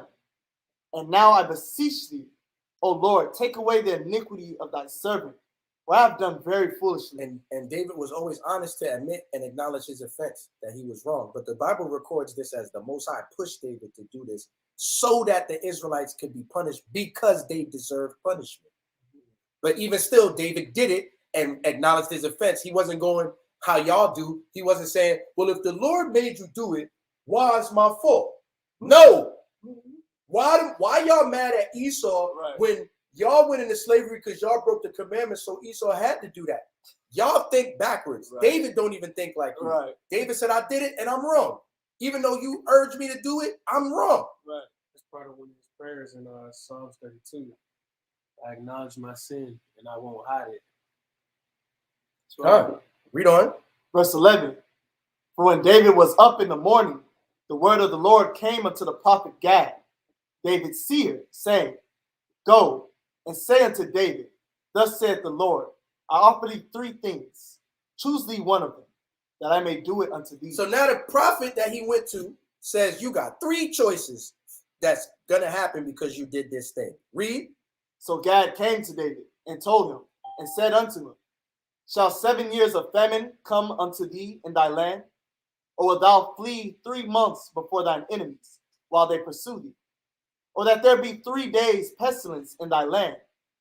Now advise, and see what answer I shall return. Summarize to the 3 that choices. sent me. Summarize the 3 choices. So you can either die by famine, you can be pursued by your enemies like you were countless times before in the wilderness, and have to suffer many battles and sore battles and lose more men, or you can choose a pestilence that has not been named, a pestilence that will come and afflict your people for a certain number of days until the Most High says for it to stop. Those are your 3 choices. That's what the Most High has sent this messenger to give David. You have these 3 choices, how you want to be whooped. And David got to make a decision. Hey, that's a tough choice. Hey, like Kaya said, that's how you know this is our book. Because our parents have done the same thing. Look. Yeah, go pick your switch. Go pick the switch, and you better bring back the right one. Now show the people what 2 Chronicles 21:1 says, because remember, we just read that God moved David to do this. But look at 2 Chronicles 21:1. This book of 2 Chronicles, chapter 21 and verse 1. And it reads, saying thus: Now Jehoshaphat slept with his fathers and was buried with his fathers in the city of David. And Jehoram, his son, reigned in his stead. He had brethren, the sons of Jehoshaphat, Azariah, and Jehiel, and Zechariah, and Azariah. Is that what I wanted? Read 1 Chronicles 21:1. It's book of 1 Chronicles, chapter 21. Yeah, that's probably what I wanted. And verse 1, and it reads, And Satan stood up against Israel and provoked David to number Israel. Now, the one says God, and the other one says Satan in the same text. Now, understand that. Who can rationalize that? Because I know how. Go ahead. Sirach 18:1. Read. This is what y'all have to understand when the Muslim come out the rafter. Your Bible has corruption. You got to understand something, Ishmael. Let us teach you the ways of the Lord. You have only heard. We have the records. Right.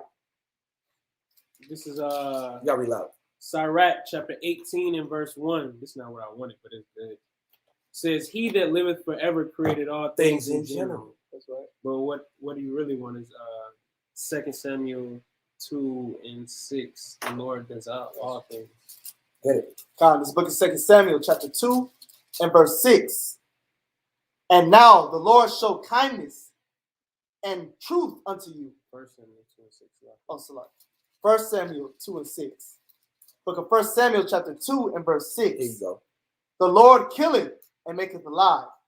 He bringeth down to the grave and bringeth up. So what we can see here is that Satan, it could quite possibly be that Satan moved David into pride, Following orders from Yahweh. following orders from the Most High. Sit to do. David, in his pride, numbered the people. Joab gave him a way out, saying, the Lord add or take away as many as he wished. What do you want to count them for? Why do you need to know the number of the people? Right. But you're not going to find a thou shalt not number the people. You're not going to, it's of debate. What sin did David commit when he numbered the people? So the scholars will tell you it was the pride, and being moved to pride was the sin, because David himself admit that he sinned in doing this thing. His own heart smoke. All right. Yeah. Now you heard the three choices. What choice did David choose? God, this book of 2 Samuel chapter 24 and verse 15. Verse 14. And David said unto Gad, I am in a great strait. Let us fall now into the hand of the Lord, for his mercies are great, and let me not fall into the hand of man. So basically, it's a fearful thing to fall into the hands of the living God, though. God. He basically said, I don't want to go to a famine, and I don't want to be laid into the hands of the enemies. We're just going to fall into the hands of God. Watch what happened. God. Verse 15. So the Lord sent a pestilence upon Israel from the morning, even to the time appointed. And there died of the people from Dan, even to Beersheba, 70,000 men. So because of his choice, 70,000 Israelites was killed. But really, they needed death because of whatever reason that the Lord had against them. Right. So he moved David to do this thing to make them blood guilty, to be deserving of death. That's scary, that the Lord set you up to die. And he found a reason for you to die. It's very scary. Read. And when the angel stretched out his hand upon Jerusalem to destroy it. Now, the destroying angel was sent to do this thing. Come on. The Lord Yahweh repented him of the evil. Now, that doesn't mean that he felt bad that he sent this judgment. It means he said, now stop now. Watch. And said to the angel that destroyed the people, it is enough. Stay now thine hand. And the angel of the Lord was by the threshing place of Aranah, the Jebusite. So that's another account involving Joab, and another amazing account in the book of Samuel. All right. So through process of times, King David dies, and it's now time for the kingdom to be translated over to his sons. That's right. You got it? Joab has become old. David is near to death. They bring David a young woman, a Shunammite girl, to be his wife, to see if it can reinvigorate his life. You know, they love David. Our king is about to die. Bring him a beautiful young wife. This will bring him back to life. David loves women, and this is a young girl. She'll bring joy back to our king, right? Give him a young wife, a reason to live, right? Well, it was not so. David died, okay? And that wife becomes a problem later, because Solomon says, God told me I'm going to be king. And you have Adonijah saying, no, I'm next. Right? But who did David say was going to be king? Solomon. Read 1 Kings 1 and 30. This is the book of 1 Kings, chapter 1 and verse 30. And it reads, even as I swear unto thee by the Lord God of Israel, saying, assuredly, Solomon thy son shall reign after me, and he shall sit upon thy throne, so like upon my throne in my stead. What did David say? He shall sit upon my throne in my stead. So it's established. Solomon is next. Even though Adonijah but it's supposed to be me. David says Solomon is next. That's it, right? That's right. Should be. That's it. Now read verse 50. Verse 50. And Adonijah feared because of Solomon, and arose and went and caught hold on the thorns of the altar. And it was told Solomon, saying, behold, Adonijah feareth King Solomon. For lo, he hath caught hold on the horns of the altar, saying, let King Solomon swear unto me today that he will not slay his servant with the sword. Now, why is he scared of that? Because Solomon was like, anybody that's trying to ride with Adonijah, you're going to die. All right? David have made Solomon king. That's it. All right? Anybody that's bucking against me, you're going to be put to death. Go ahead. Wait, read on. Verse 52. And Solomon said, if he will shew himself a worthy man, there shall not an hair of him fall to the earth. But if wickedness shall be found in him, he shall die. King Solomon is getting right to business about death matters of life and death. As a young man, like, yo, stop playing. Y'all got to understand how we was running this king. Go ahead. So King Solomon sent, and they brought him down from the altar. And he came and bowed himself to King Solomon. And Solomon said unto him, go to thine house. And that's how that played out. Now, Adonijah was safe right now. Solomon had mercy. He said, if you don't act stupid, you're going to be fine. Right? But Adonijah wasn't done. Right? Go to 1 Kings chapter 2. Verse 10. Go ahead. Verse 10. So David slept with his fathers and was buried in the city of David. And the days that David reigned over Israel were 40 years. 7 years reigned be in Hebron, and 33 years reigned in Jerusalem. Then sat Solomon upon the throne of David his father, and his kingdom was established greatly. And Adonijah, the son of Haggith, came to Bathsheba, the mother of Solomon. And she said, comest thou peaceably? And he said, peaceably. He said, moreover, I have somewhat to say unto thee. And she said, say on. And he said, thou knowest that the kingdom was mine, and that all Israel set their faces on me, that I should reign. Howbeit the kingdom is turned about, and he has become my brother's, for it was his from the Lord. And now I ask one petition of thee, deny me not. And she said unto him, say on.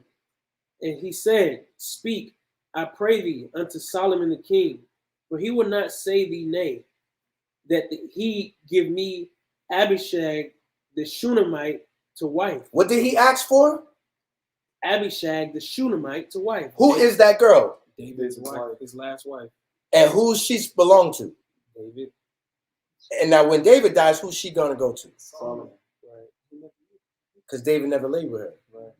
So what is Adonijah really asking for? Yo, I know Solomon not gonna tell you no. Ask him for me. Let me get that woman. Something promised to Solomon. Okay, read on. Salaki, verse 18.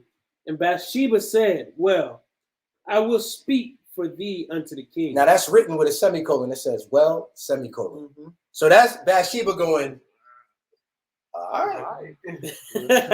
I'll ask him. That's what you want. Come on. Bathsheba therefore went unto King Solomon to speak unto him for Adonijah. And the king arose up to meet her and bowed himself unto her. What did Solomon do to his mother? Arose up to meet her and bowed himself unto her. Y'all better start treating your mothers right, man. Go ahead. That's the king bowing to his mother, man. And sat down on his throne and caused a seat to be set for the king's mother. And she sat on the right hand. And he sat his mother at his right hand. But notice through all this, she is called the king's mother. She's never called queen. Right. We don't use that terminology in Hebraic culture. There is no such thing as a queen. That's right. The etymology of the word queen means the king's whore. Our Bathsheba is not the king's whore. Our mothers are not our father's whores. So we don't use that terminology. That's why we don't. A sister asked me that. I can't. Why can't I be a divine queen god? Like, we don't use that language. All right? Read on. Verse 20. Then she said, I desire one small petition of thee. I pray thee, say me not nay. And the king said unto her, ask on, my mother, for I will not say thee nay. And she said, let Abishag the Shunammite be given to Adonijah, thy brother, to wife. Come on. And King Solomon answered and said unto his mother, and why dost thou ask Abishag the Shunammite for Adonijah? Ask for him the kingdom also. Now, who does that sound like? That sounds like Artaxerxes when Agag was sitting on the bed of his wife. That's right. Nigga, What are you doing? you sitting on my wife's bed. He was reclined. We're going to learn about this in Part Young. Yeah. This man is like this on the bed talking to the king's wife. Like, and Mordecai don't really need to be in charge right now. And she's looking at him like, what are you doing? Right. And then Artaxerxes came in and said, man, you want the whole kingdom, don't you? Will you have my wife? Right. That's what it means, some of these gestures that we as men do not pay attention to. Right. We are very casual. We don't watch our mouth, and we behave in a very serf, peasantish, what's low, peasantish fashion. What about this? When John the Baptist's day, when the king said something, he said, I'll give you anything for how good you dance. Just don't ask for the kingdom. She said, give me John the Baptist's head. What did the Bible say? He was sorry for what he said and the men that he sat with, because he's a king. He has to keep his word. He can't say, well, you guys know I didn't mean that, right? No. Right. That's not kingly culture. If you say it, it is what it is. So now Solomon takes his brother asking for that woman as asking for the kingdom, because she's a part of the kingdom that was given to him. How dare you ask for her? I told you to keep order and you won't get hurt. A hair on your head won't get hurt. But you sent my own mother to persuade me to give you my first wife as a king. How dare you? Read on. Ask for him the kingdom also, for he is mine elder brother, even for him and for Abiathar the priest, and for Joab the son of Zeruiah. Because he asked for the woman, he asked for Abiathar the priest to come with him, and he asked for Joab, the captain of the host, you're going to come with me too. And Joab went with Adonijah as the oldest son. So he said, you're going to ask for the kingdom. You just doing it in order. You wanted Joab to fight for you. You wanted Abiathar the priest to bring the Levites with you. And now you want my wife. Read on. Then King Solomon sware by the Lord, saying, God, do so to me, and more also, if Adonijah have not spoken this word against his own life. He's basically just said, Adonijah, by you asking that, you asked to die. Read on. Now therefore, as the Lord liveth, which hath established me, and set me on the throne of David my father, and who hath made me an house, as he promised, Adonijah shall be put to death this day. King Solomon just got in here, and he about to kill his own brother, because David was given a prophecy that the sword shall not depart from your house. Read on. You thought he got away. People say that all the time. How come David wasn't killed for adultery? How come he was treated special and he committed adultery with another man's wife? Look what happened to David's lineage, man. You got to understand the meat and potatoes of this. What's going on? Read on. And King Solomon sent by the hand of Benaiah, the son of Jehoiada, and he fell upon him that he died. So Benaiah meaning Yahweh, a son of Yahweh, okay, son of the Lord. Benaiah was a mighty man. He's recorded in Samuel for his mighty deeds. Yeah, you was holding it? Read it. This book of 2 Samuel. Let's learn who Benaiah is. Now, this book of 2 Samuel, chapter 23 and verse 20. And Benaiah, the son of Jehoiada, the son of a valiant man, of Kabzeel, who had done many acts, he slew 2 lion-like men of Moab. He went down also and slew a lion in the midst of a pit in time of snow. And he slew an Egyptian, a goodly man, and the Egyptian had a spear in his hand. But he went down to him with a staff and plucked the spear out of the Egyptian's hand and slew him with his own spear. These things did Benaiah, the son of Jehoiada, had the name among 3 mighty men. He was one of the top 3 guys. So if you look at Joab and Abner, that's like Jordan and Bird, or who's else is in Jordan's time? You got Jordan and Drexler, Magic Johnson. That's Joab and Abner, right? But Benaiah is like LeBron and Kobe and them. That's the next generation of mighty men coming in, right? These guys are serious. Joab's old now. He's still amazing, but yo, it's time for me to retire because these guys are coming up. Right. Well, Benaiah is who is riding with Solomon. That's the captain of Solomon's guard. Okay? How Joab was a fierce, super incredible warrior for David, Benaiah is that guy for Solomon's time. Read on. And unto Abiathar, the priest said the king, get thee to Anathoth unto thine own fields, for thou art worthy of death. And I will not at this time put thee to death, because thou bearest the ark of the Lord God before David, my father, and because thou hast been afflicted in all wherein my father was afflicted. So he had mercy on the priest. He didn't send Benaiah to kill the priest. He said, you just get out of here. Leave. Because you went through the problems with my pops and you was there with him. But you sided with my brother and you were supposed to be down with me. You know my father said I was supposed to be king. Now, what did David tell Solomon to do to Joab before he died? Which is crazy, because when you read it, it says David's last words. And this is what he said. Read. This is the book of 1 Kings, chapter 2 and verse 1. Now the days of David drew nigh that he should die. And he charged Solomon his son, saying, I go the way of all the earth. Be thou strong, therefore, and show thyself a man. So gird up your loins and be a man. Come on. Verse 6. Do therefore according to thy wisdom. Nope, 5. Verse 5. Moreover, thou knowest also that what Joab, the son of Zeruiah, did to me. Stop. What did Joab, the son of Zeruiah, do to David? Somebody on the call. Oh, it hung up. Wow. As soon as I asked, Satan spirits. I'm going to ask the YouTube. What did Joab do to David? Who remembers from what we learned tonight?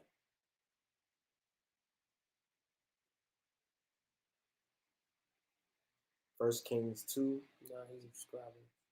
What did Joab do to David? Is there a lag maybe on the chat? You are the host. There you go. Otherwise, please wait, and you will be joined into the conference. That's what Joab did to David. That's right. He killed Absalom. All right? Yeah, everybody got it. Everybody. Please announce yourself. Everybody's getting it. Everybody's getting it. That's right. This brother said disrespected him constantly. Not that that's funny, but he didn't really. Again, was he disrespecting David, or was it a man and another man?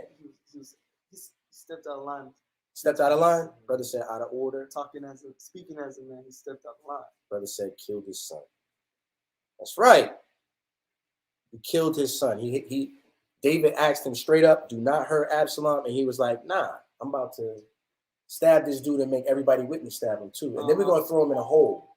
And then we're going to throw rocks on him and you'll never know where to find him. Go to Absalom's place if you want to mourn him. That's great. And now go down there and tell the people that you're happy. Or I'll tell everybody to leave and you'll be by yourself. You know, that was Joab, man. That ain't good. Of course, but the sons of Zeruiah be too hard for me. But when he died, I'm going to let my son deal with him. Read. Right. Read it again. This book of 1 Kings, chapter 2 and verse 5.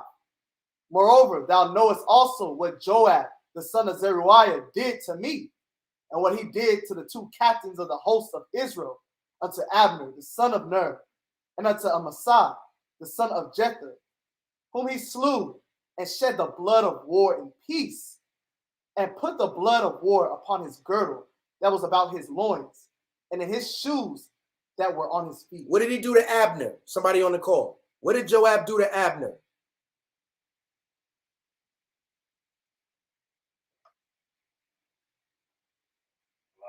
Go ahead. How?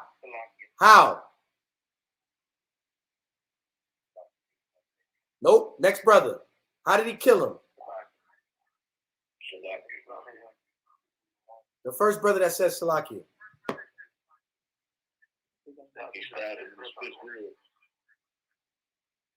Is that how you killed Abner?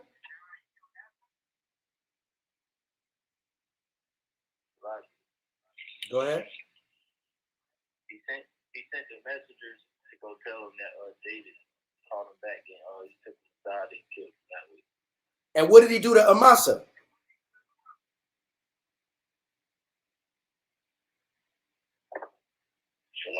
Go ahead. He gutted him. You gutted him, man.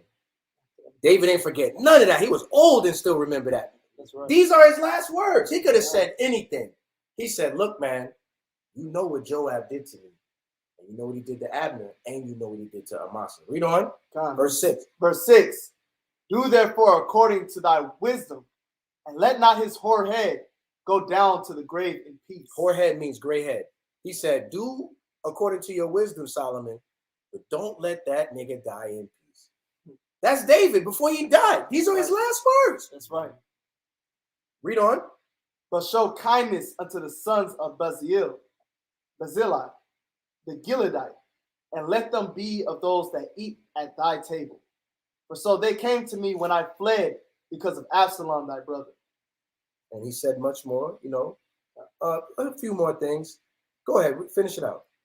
And behold, thou hast with thee Shammai, the son of Gerah, a Benjamite, of the Hurim, which cursed me with a grievous curse in the day when I met Mahanaim. But he came down to meet me at Jordan, and I swear to him by the Lord, saying, I will not put thee to death with the sword. Now therefore, hold him not guiltless, for thou art a wise man, and knowest what thou oughtest to do unto him. But his hoar head bring thou down to the grave with blood. And he sent up a curse on the dude that cursed him. That's right. And also, I want you to kill this nigga. I don't like him either. Right. Kill him. Read on. So David And that's his last word. So David slept with his fathers. That's it. Hey, before I die, kill Joab and kill that dude that was throwing rocks at me and cursing me. Right? Right. Hey, Right. And he went to sleep. and Solomon said, yes, Father. God. Right? Oh, yeah, get the account of Benaiah putting Joab to death. Let's get it. And let's close it out with that. This is 1 Kings chapter 2 and verse 27. Yeah, I want that one so bad. Nah, you gotta get a black shirt. He didn't know that we was live earlier. He was like, the live ain't making no sound. He wasn't even live. He didn't press go live. Mercy. All right. 1 Kings chapter 2 and verse 27.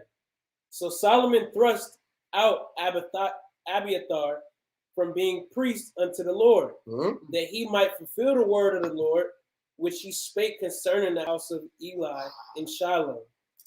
Then tidings came to Joab, for Joab had turned after Adonijah, though he turned not after Absalom. And Joab fled unto the tabernacle of the Lord. Oh, see how they marked him? Oh, why you turn after Adonijah? You didn't go after Absalom, right? You stayed with David, right? Well, David says Solomon is next. Why you went with Adonijah? See how they marked him? Go ahead. And caught hold on the horns of the altar. And it was told King Solomon that Joab was fled unto the tabernacle of the Lord. And behold, he is by the altar. So Joab went into the altar to try to hide from Benaiah, because the Benaiah be too hard for Joab, right? Remember how David was saying the sons of Zeruiah be too hard for me, bro. I'm not trying to fight with you. Why should they be my adversary? Well, how do you think Joab feels when it's his time, when he's not in the prime of his strength? And here you have Benaiah, son of Yahweh. He's out here killing lions, killing Moabites, taking spears out of the champions of Egypt, taking spears out of their hand and killing them with their own spear, and chilling with Solomon all day, eating grapes. He don't want to fight. He don't want to fight, man. And he ran into the altar and grabbed it, trying to save himself. Read on. Then Solomon sent Benaiah the son of Jehoiada, saying, Go, fall upon him. That means go kill him. And Benaiah came to the tabernacle of the Lord, and said unto him, Thus saith the king, Come forth. And he said, Nay, but I will die here. Now he told Joab, come out of there. And Joab said, nope, I'm going to die right here. So he knew that he couldn't win. Read. And Benaiah brought the king's sword again, saying, thus said Joab, and thus he answered me. Benaiah left, came back to the king and said, I told him to come outside. He said he's not coming outside. He want to die inside the temple. He want to die holding on to the altar. Read. And the king said unto him, do as he hath said, and fall upon him, and bury him, that thou mayest take away the innocent blood which Joab shed from me and from the house of my father. Read that again. Just read that again. And the king said unto him, do as he hath said, and fall upon him, and bury him, that thou mayest take away the innocent blood which Joab shed from me and from the house of my father. Now, Numbers 35 and 33, you read that. Why did he say that by killing Joab, you cleanse the blood? You just added the scripture in there. I didn't mean to do. I gave it away. Dang. Why did he say take away the innocent blood? Book of Numbers, chapter 35 and verse 33. Read. And it reads, so ye shall not pollute the land wherein ye are, for blood it defileth the land, and the land cannot be cleansed of the blood that is shed therein, but by the blood of him that shed it. So Joab got to dive to clean up all of them innocents he killed. Read on. Verse 32. And the Lord shall return his blood upon his own head, who fell upon the two men more righteous and better than he. So was Abner better than Joab? Was Abner more righteous? So it made sense, the things I was saying in the beginning pertaining to Abner's character. Because Solomon is filled with wisdom, thus saith the Lord. So he's correct. Abner was more righteous and better than Joab. Read on. And slew them with no mercy. Slakia, with the sword. Slakia. That's just how you felt. Yeah. And slew them with the sword. My father David, not knowing thereof, to wit, Abner the son of Ner, captain of the host of Israel, and Amasa the son of Jether, captain of the host of Judah.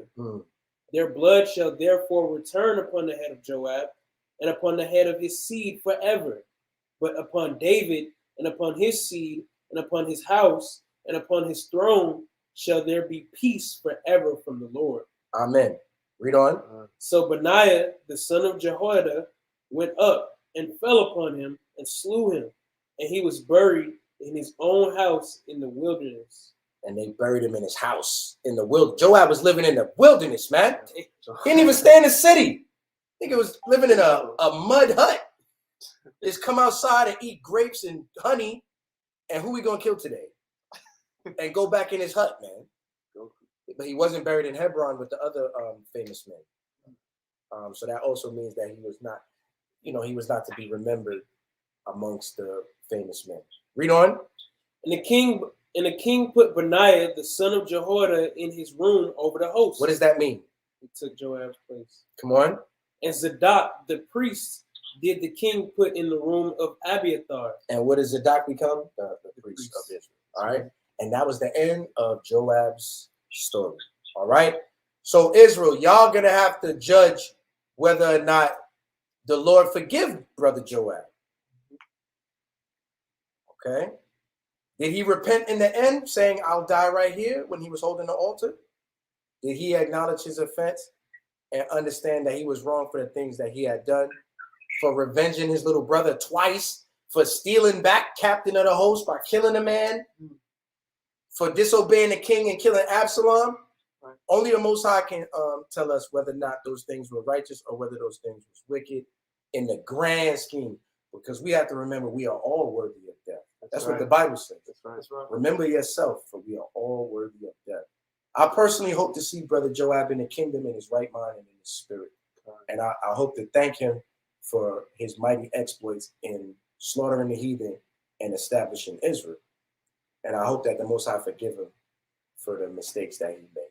But y'all might feel differently, but now you know what happened. So if y'all want more details, you're going to have to read 1st and 2nd Samuel, 1 Kings, 2 Kings, 1 Chronicles, 2 Chronicles, because I know you've been avoiding it. But now you see that it's amazing to see what's in there. Okay? And with that, that is the end of the lesson. All right? It's already almost 11:30 tonight. We're not going to be able to take any questions. Instead, we're just going to pray and close it out. All right? My name, oh, go ahead. I was gonna say quick announcement. Did y'all already go over the calendar? No. So quick announcement. Next new moon is January 31st, which is next Monday. You gonna put it up there? I'm trying to find it. This Monday. January 31st, new moon coming this Monday. All right. If you are looking to keep the new moon with SOT in Atlanta, all right, send us a email, RSVPing with how many people you got coming, so we can know how to properly accommodate you. Also, SOT North Carolina will be having the new moon in Greensboro. If you want to feast with them, email Sons of Thunder Israelites nc@gmail.com to RSVP with them. Purim or Day of Nicanor is February 12th. We won't be gathering for that, but most likely there will be a lesson on Day of Nicanor. Then after that, February 13th and 14th, we got the Feast of Purim. If you want to gather with us, Feast of Purim, send us an email saying you want to RSVP for Purim. After that, the next major feast day is Passover. We're giving a huge advance notice on the Passover because it is one of the main feast days of the Lord. So go ahead and start sending in your RSVPs for Passover, which is going to be on April 13th. April 13th is the Lord's Passover. Send us an RSVP for that, man. You got plenty of time. Go ahead and put in time in at your jobs. Get that day off or that weekend if you need to. I think Passover is during the week this year. I think it's like Wednesday or Thursday. I'll be taking the whole weekend off. Yeah. Because we're gonna that food, the food this Passover is gonna be correct. Yes. That lamb it's gonna be right. Yeah. It ain't gonna taste like no gas and charcoal briquette. We're gonna have it right. The chicken gonna be good. Hey, Sons of Thunder believes that the Feast of Unleavened Bread begins on the Passover. And we have scripture to prove so. I know. All right. Not tonight. Okay, so Some brothers teach that the Passover is not for feasting, that you are to eat the lamb, unleavened bread, and bitter herbs, and that's it. And I understand. All right. But I'm just telling you what we teach. We see that the Feast of Unleavened Bread begins on the Passover. So, yes, we will do the Seder meal, which is the lamb, unleavened bread, and bitter herbs. But then after that, we will enjoy delicious food. Okay? All right. So, with that, I'm Brother Yahweh. Brother Malachi, Brother Kahari, Lean in the camera again. Say it again. Soldier Kahari. All right, we the Sons of Thunder Israelites. It's our heart's prayer and desire for Israel that they might be saved. And Esau, we never liked you. Never. and you can't get away from that. And in the regeneration, Joab is going to be on your head again. That's Now, right. Joab and Benaiah. and Benaiah. Now, everybody, and Abishai and Asahel in the resurrection. Everybody follow this number right here. Call in so you can get the prayer. And Absalom. And Absalom in his right spirit. And David. That's right. Everybody call in this number to get the prayer because we're going to pray and close out. And we're going to let this run for a little while so y'all can call in. Shalom. Shalom.